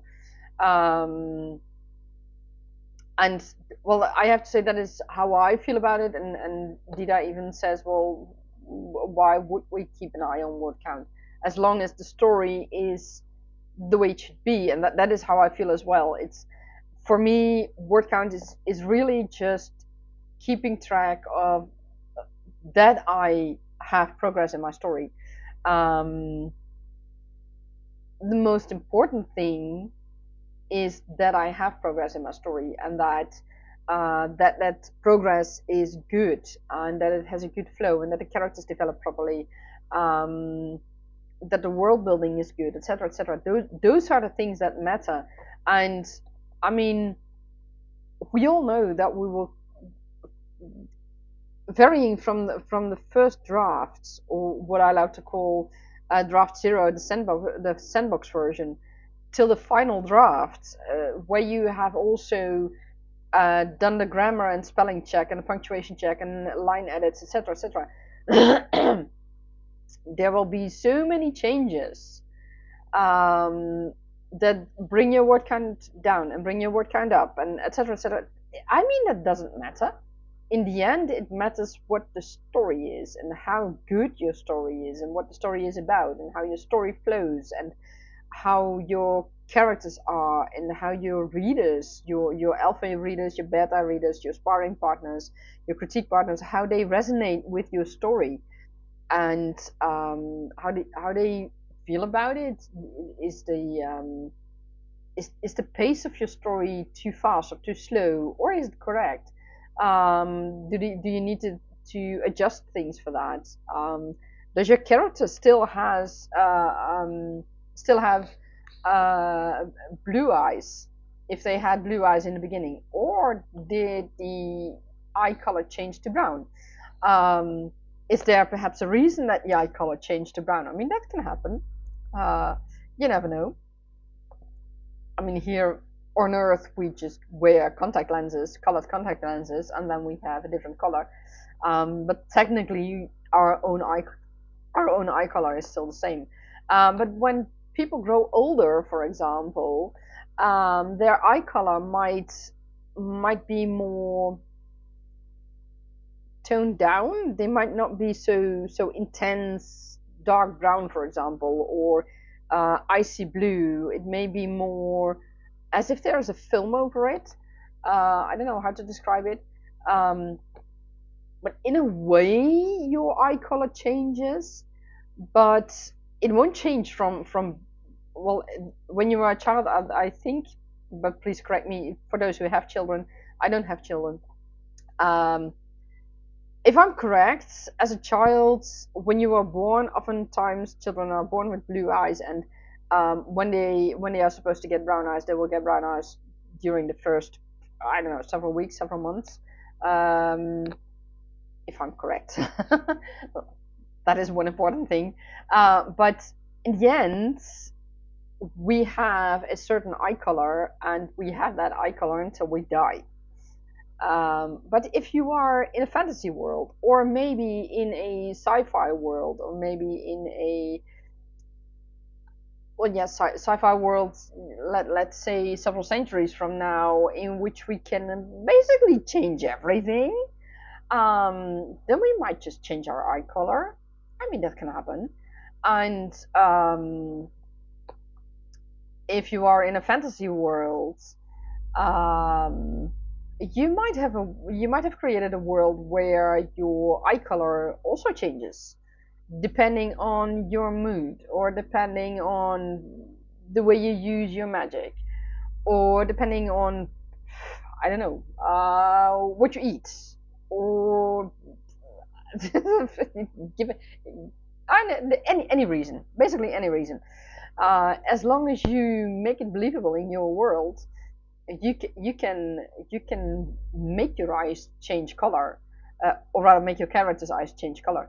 But it needs to be logical. It needs to be clear why the color of the eyes is changed. The same goes for other things, like why do you first need, let's say, half an hour to travel from north to south in your city, and then at the end of the book you only need 10 minutes. I mean, that's a difference of 20 minutes. How the heck do you do that? It can be as simple as it takes half an hour to walk there, and it takes 10 minutes to go there with a car. I mean, it can be as simple as that, right? But if it first takes a half an hour walking and then it takes 10 minutes walking, I mean, you did a good job, but how the heck do you do that? Because I want to know. I mean, that would make huge differences. So these are all things to keep in mind, but these are all things that change your story, change your word count, it can change so much. So in the end, word count can be a handy tool to keep track of your progress, but don't let it be your ultimate goal, because your ultimate goal is to write the best book you can, and that is what is important. And I mean, if you want to go traditionally published, yes, normally, from what I understand, let me put it that way, I don't have any extensive experience with that, but from what I understand, they will usually go with a certain amount of word count for certain genres.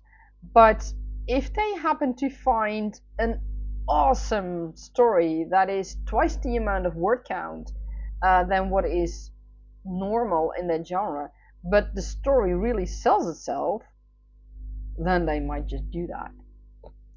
So don't let yourself be limited by some arbitrary word count, because that's not the most important thing for your story. The most important thing for your story is that your story is good, and that you like it, that you like the end result, and that your sparring partners, critique partners, alpha and beta readers like it, and perhaps sensitivity readers like it, and that in the future your readers like your book, because that is the ultimate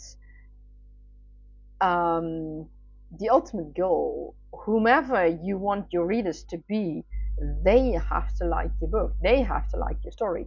And I mean, it can be as simple, I mean, Tolkien wrote The Hobbit originally for his children, and it got published in the end, but originally he wrote it for his children. So if you're writing a story for your children, if your children are happy with it, it doesn't matter whomever thinks that your story is worthless. Your children are happy with it, and your audience, your intended audience, were your children. And that's it. Job well done. Keep going. So word count, for me, it's a tool, and that's about it. And it's not even the most important tool. There are so many other tools that are far more important to make your story better. So yeah, that's how I see word count and word count goals. Like I said earlier, my antagonists, I have multiple, and you will discover them through the series, and you will discover their intentions throughout the series.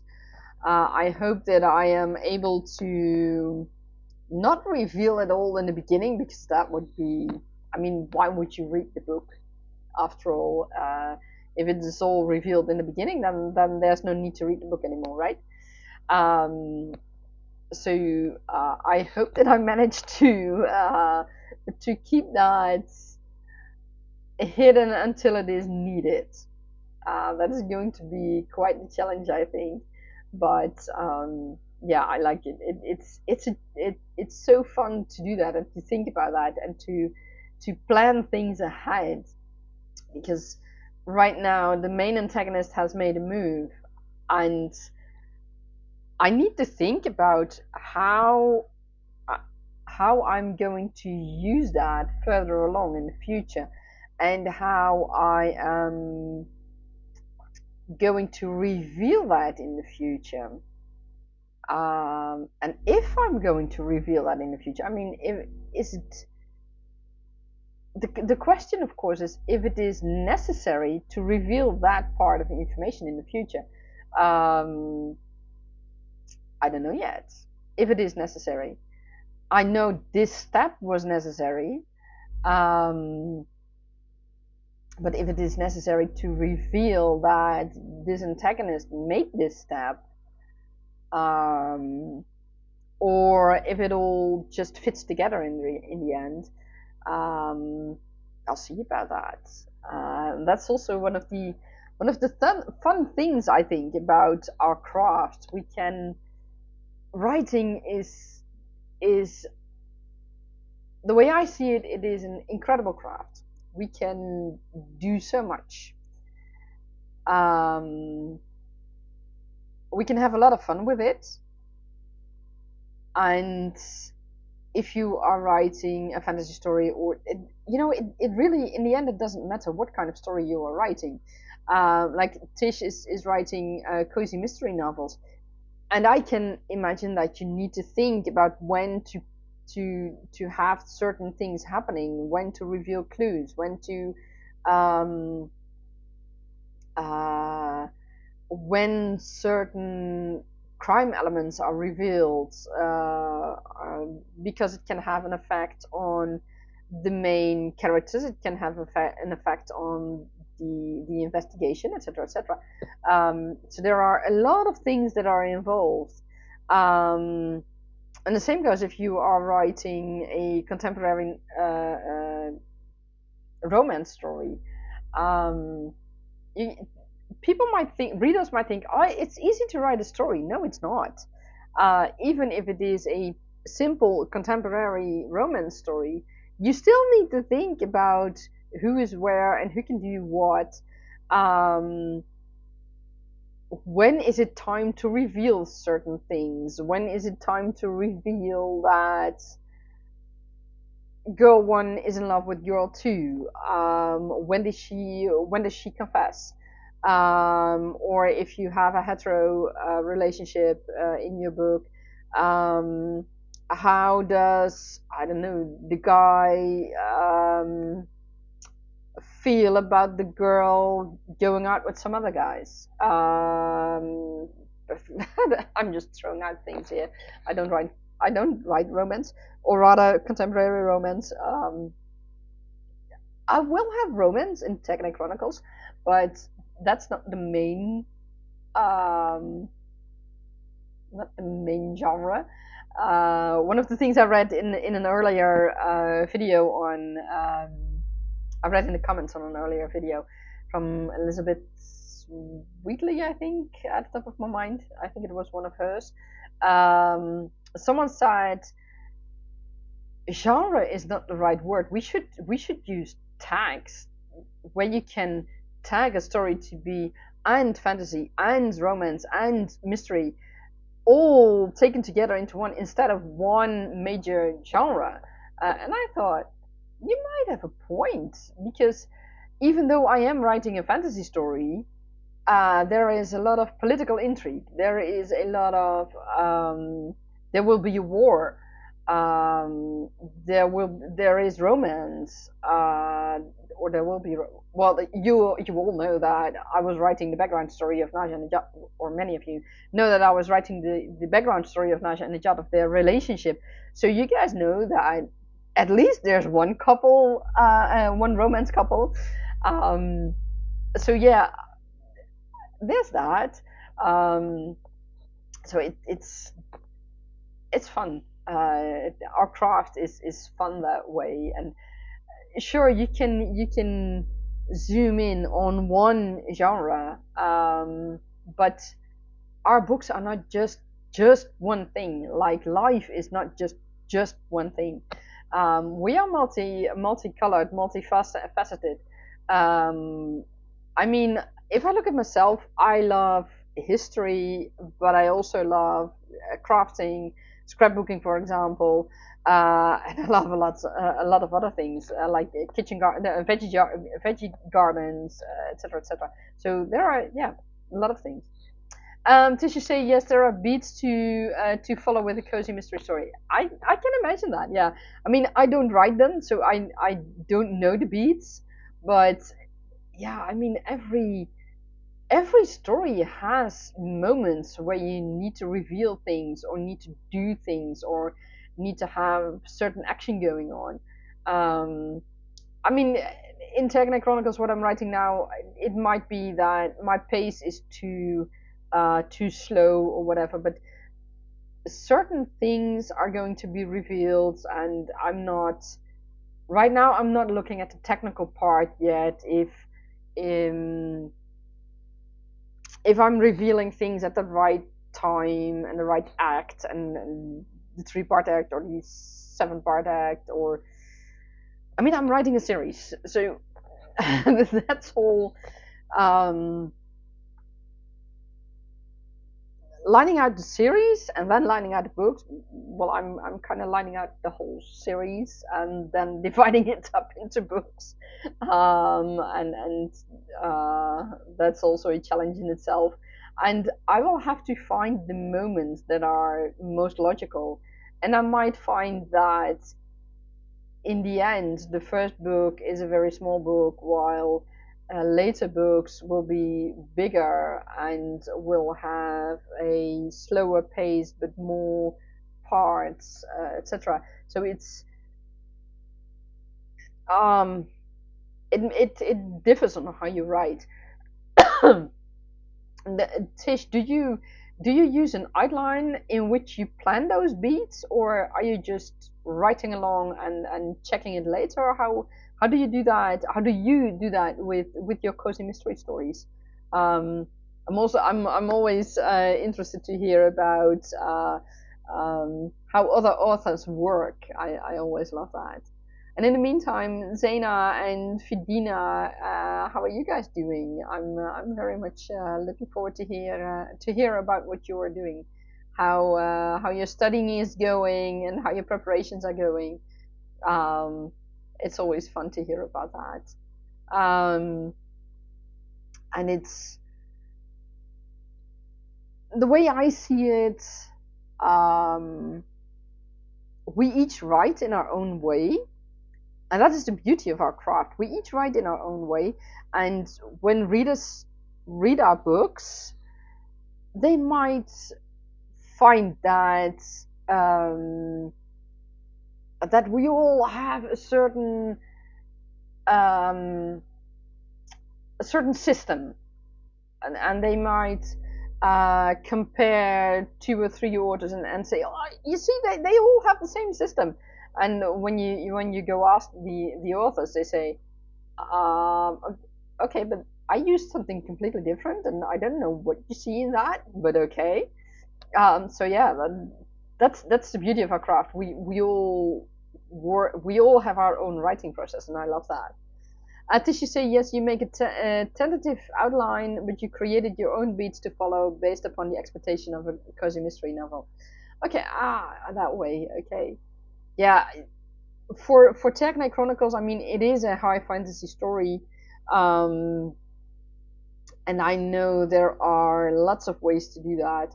But I think Brandon Sanderson said it very good. He is a fantasy writer, high fantasy writer, and he said you can you can use the guidelines of others, but make it your own. If it doesn't fit you, make it your own, and or design it yourself. And it has to work for you. What works for Brandon Sanderson might not work for me, or what worked for Tolkien might not work for me, or what works for George R. R. Martin might not work for me. Well, I really hope to finish my story in its completeness before I publish or have my first book published. While we are still waiting for George R. R. Martin to finish his last 2 books. I think it's about 10 or 12 years now since the last Game of Thrones books, so it's about time. But yeah, did you say you totally agree? Make it work for you. Exactly, exactly. And that is also that is what I find important for you all, for all authors.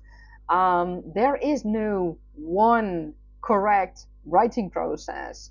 Um, it needs to be the writing process for you. It needs to work for you. And if that is different from all other big authors, then it is different from all other big authors. It doesn't matter. It works for you, and as long as it works for you, that is what matters. That is what is important.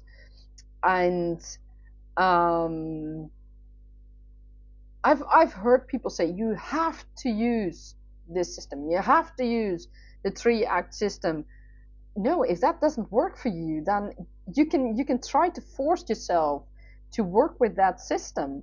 But if that system doesn't work for you, it will, and you try to use it, it will work against you, because you will feel limited, you will feel restrained in that.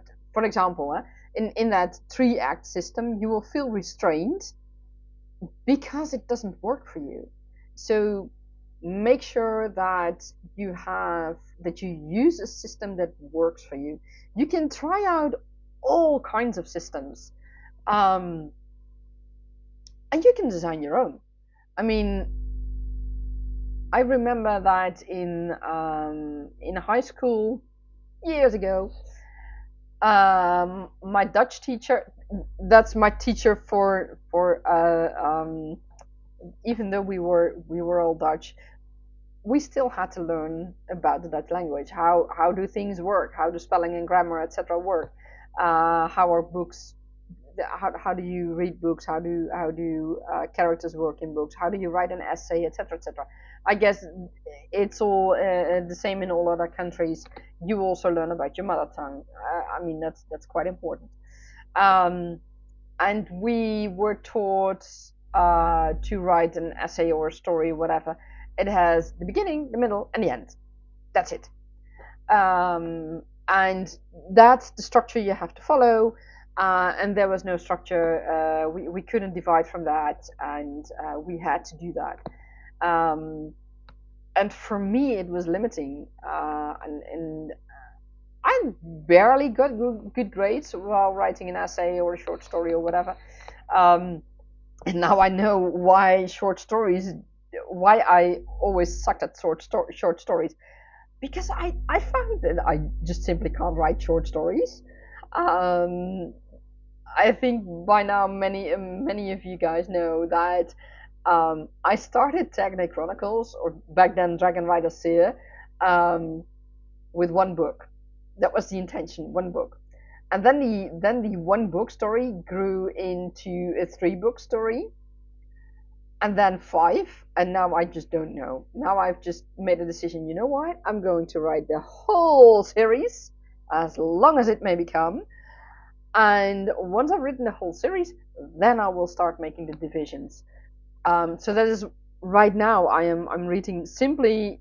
I'm starting at chapter 1 and then going down the outline until however much chapters I end up with. And I will not divide the outline. That is one thing I have decided. I'm not going to divide the outline. I am first going to write the book, or the whole series. And once I've written the whole series, then I will make the divisions, because then I will have a way better idea of the whole series. And possibly I might even do that after my draft. I don't remember right now. The draft where I focus on the flow of the story. Draft 1. It's not that hard. Draft 1, the flow of the story. I might even wait until I've done that draft with dividing up the whole series into books, because I can imagine that I first write the whole series, draft zero, the sandbox version, and then I go to work on flow. And in the flow, I find out that the beginning of the story is really fast paced, and then I have a part that is really, really slow, and then I have a part that's really fast paced again. So I might need to change things, and I might need to add in chapters around, might need to remove parts. So if I do that, when I have already divvied everything up, then I might need to rearrange the whole series again, um, to make the divisions work again, and I want to prevent that. So I might wait until I have finished the story flow draft to see where I can best make all the divisions for the books, and from there work on the character and the world building, etc., etc. Um, and then at long last, the spelling and grammar. I mean, I'm writing a book in English, so I know I'm going to need help with that because I'm not a native English speaker. I'm Dutch, and I'm pretty sure that it will show in my story that I'm not native English, and that's okay. I mean, I am not native English, so that's okay.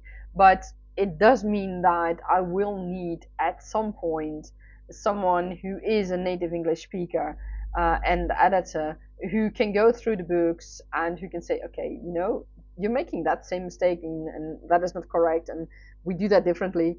Um, so at some point I will need that, but that will be after all the developmental drafts. So yeah, that's how I'm going to work. I see that it's already 4:30 p.m. Here in the Netherlands. So what I want to suggest is we're going to do one more writing sprint, because that will take about half an hour again, and then we will look forward to the next two live streams, because especially the second one will be a themed live stream, and I'd love to hear your input about it. And so I will talk about that in a little bit after the next writing sprint. So let me give you guys one more writing prompt for this next writing sprint. I'll have to think. Yeah, inspired by the current bird in my garden, and I mean, yeah, pigeons. Pigeons. If you have seen a few of my previous live streams, you might know that I have a love-hate relationship with the pigeons at the moment, because I have these feeding houses, whatever you want to call them, for the birds, and the pigeons made it a sport to sit on the roof of those feeding houses. Those feeding houses were attached to my windows with those suction caps, whatever you want to call them. So they managed to have those feeding houses fall down. One fell down 3 times, and I'm really surprised by the sturdiness of these things. They are made of, I think, plexiglass, and they are really sturdy because none of it broke. So I'm very happy, because those two were a birthday present from my aunt, from one of my aunts. So I'm really happy that they didn't break, because I can keep using them. But I'm going to find a new location for them. But one of those feeding houses had a flat roof, so I kind of knew that it might happen.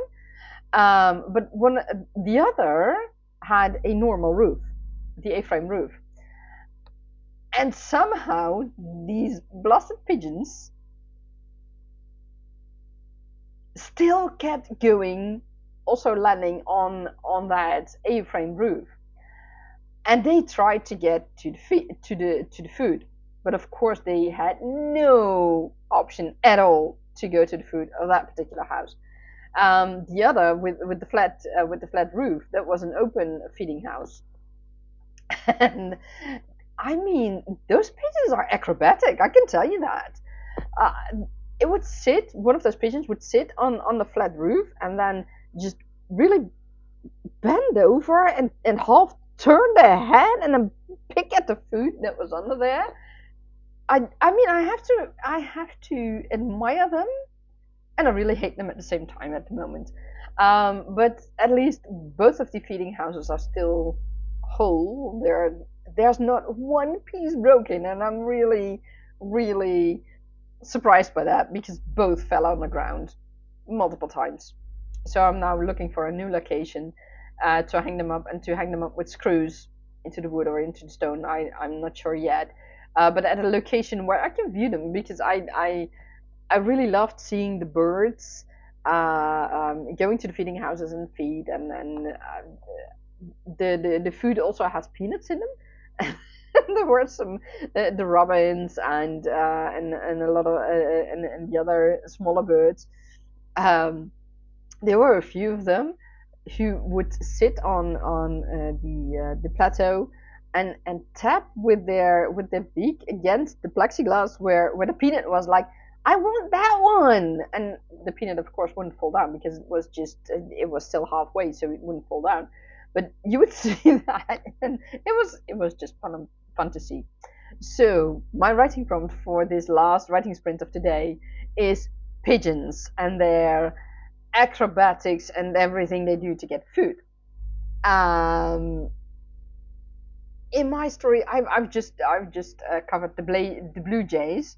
Here in the Netherlands, we do not have blue jays, but Tergaenae Chronicles has the blue jays tavern. So okay, I don't have the pigeons, but I have the blue jays. Um, or rather, I do have. I mean, there are pigeons in Tergaenae, but in this case, I have written about the blue jays. And of course, when feeding the blue jays, Rowena and her husband, Rowena is one of the healers, might also find pigeons. I don't know yet. They might be there. I'll find that out when I'm starting to write that chapter. I'll see about it. But in this case, so I have already written about the birds, so I'm not gonna do that again. Probably. But that is the writing prompt that I'll leave you guys with for this last writing sprint. So I wish you a lot of fun with this writing sprint, with the pigeons and all their antics. Let's see what they can bring you. So have fun with this last writing sprint, and then we will talk about the live stream that's coming up in 2 weeks. See you in 25 minutes.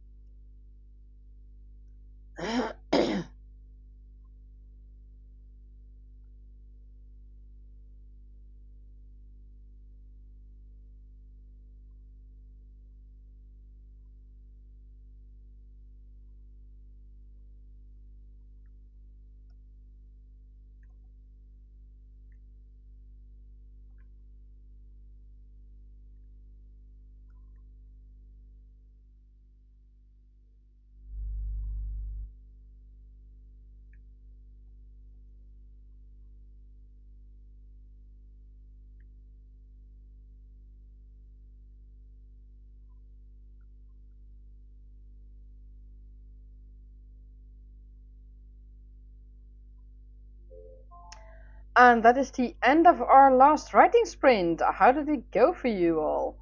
I managed to capture a few things that were kind of interesting. I can't tell you guys about it yet. That is something that you will have to read once the book is finished. But yeah, it's fun. It's fun. The pigeons didn't make an appearance,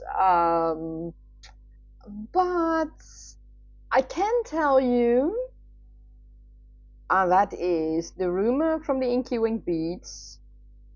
Nasya is on her way to Dragon City. So that will be interesting to see how that pans out.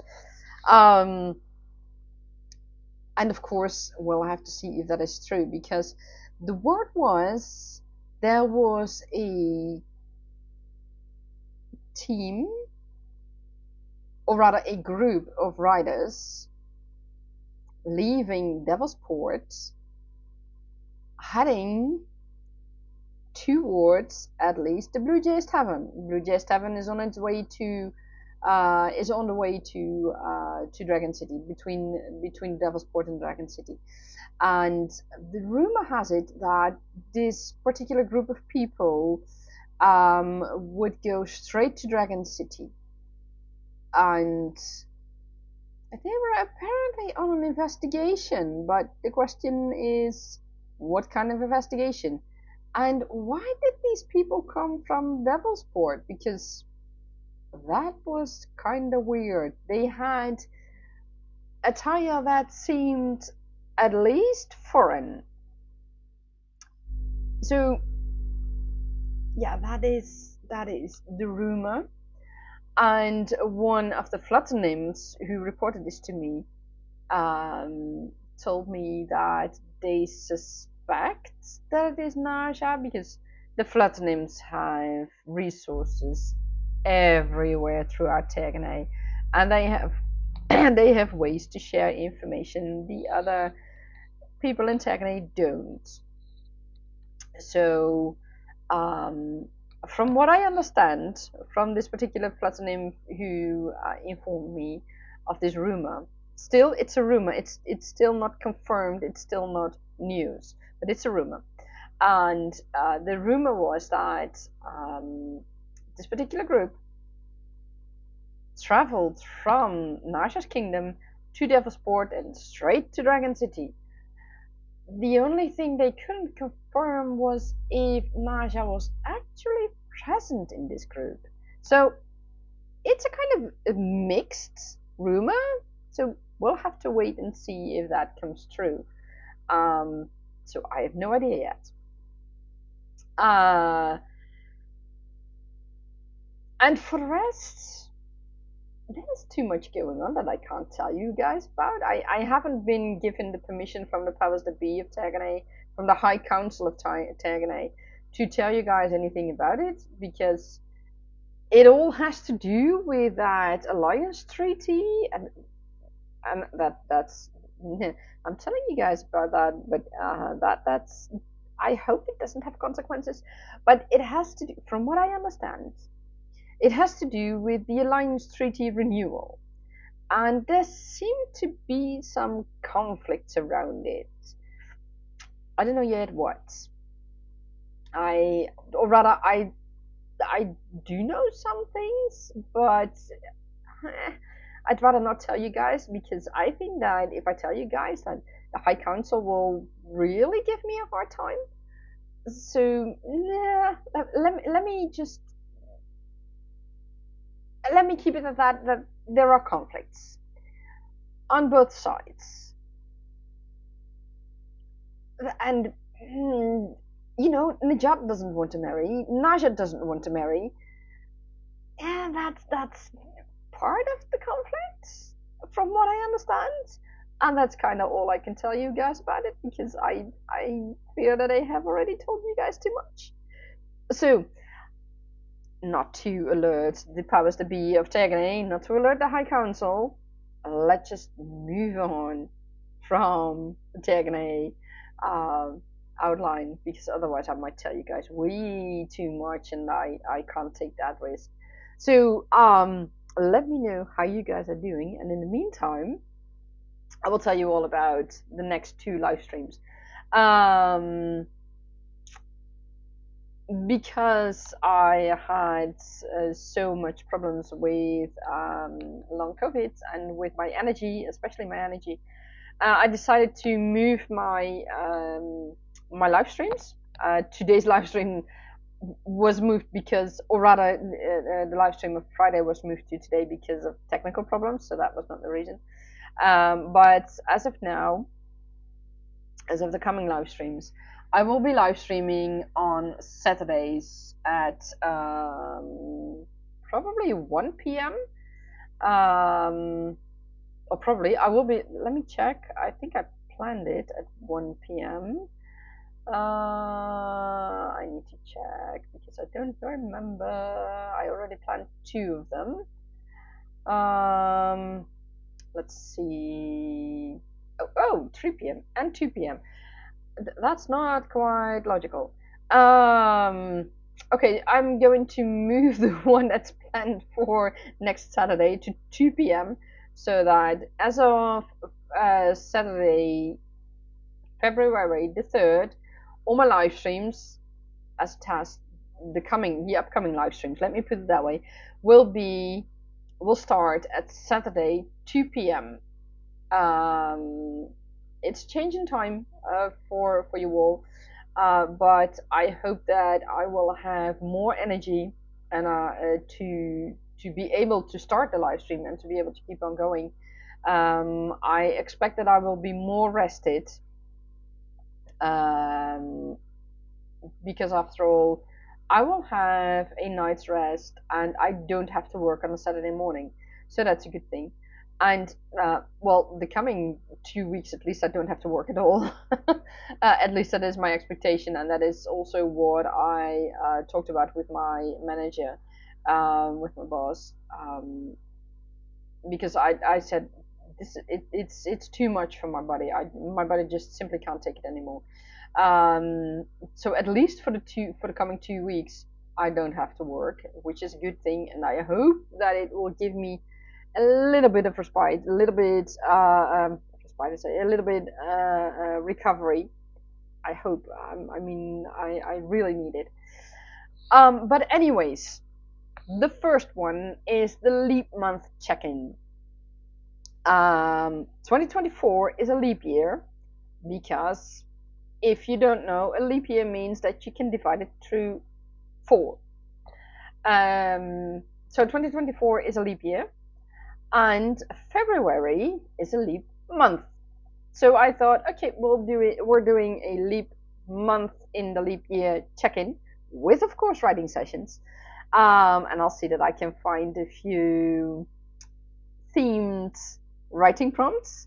If you have any questions or suggestions to talk about for this live stream and for the next on February the 10th, leave a message in the comments or use the form in the description to send me a message about it. On February the 10th, we will have a fully themed live stream. It will all be on the topic of dragons, because on February the 10th, the year of the dragon starts. Now, I am not Chinese. That's something I want to tell you up front. I mean, that's pretty obvious, right? But I am a fantasy author writing about dragons. So how can I surpass a day? Oh, it's really dark. I only notice it now, but okay. So how can I pass an opportunity like this to talk about dragons, to talk about all things dragons, when the year of the dragon starts? I mean, the year of the dragon is not every year. It starts this year on February the 10th. So, dragons. I will look into the history of dragons, or rather, what dragons were in history, how they were viewed. I will look at the year of the dragon. What does that entail? Um, what does it mean to Chinese people, both living in China and here, at least here in the Netherlands? Because I know a few people whom I might be able to reach out to get more information. At least I hope so. So that would be good. Or they might be able to refer me to people who might help me with that. I will also look at dragons in fantasy, of course, and dragons, how dragons are viewed nowadays. I will have dragon-related writing prompts, and I will see if I can answer your questions. So let me know your questions. Like I just said, leave a comment in the comments below, or fill out the form, which is also in the description below. And then we can all talk about dragons on February the 10th. So, 2 themed live streams coming up, and I hope you guys like it. Let me know if you have any questions, and let me know how your projects are doing. I mean, I'm really looking forward to that. So, 2 live streams, and I hope to be able to welcome you all on February the 3rd and the 10th, in good health, with your writing projects at the ready for writing, or any other projects you are working on. And in the meantime, I wish you all a happy writing and more creativity for the weeks to come, and a wonderful Sunday. Bye.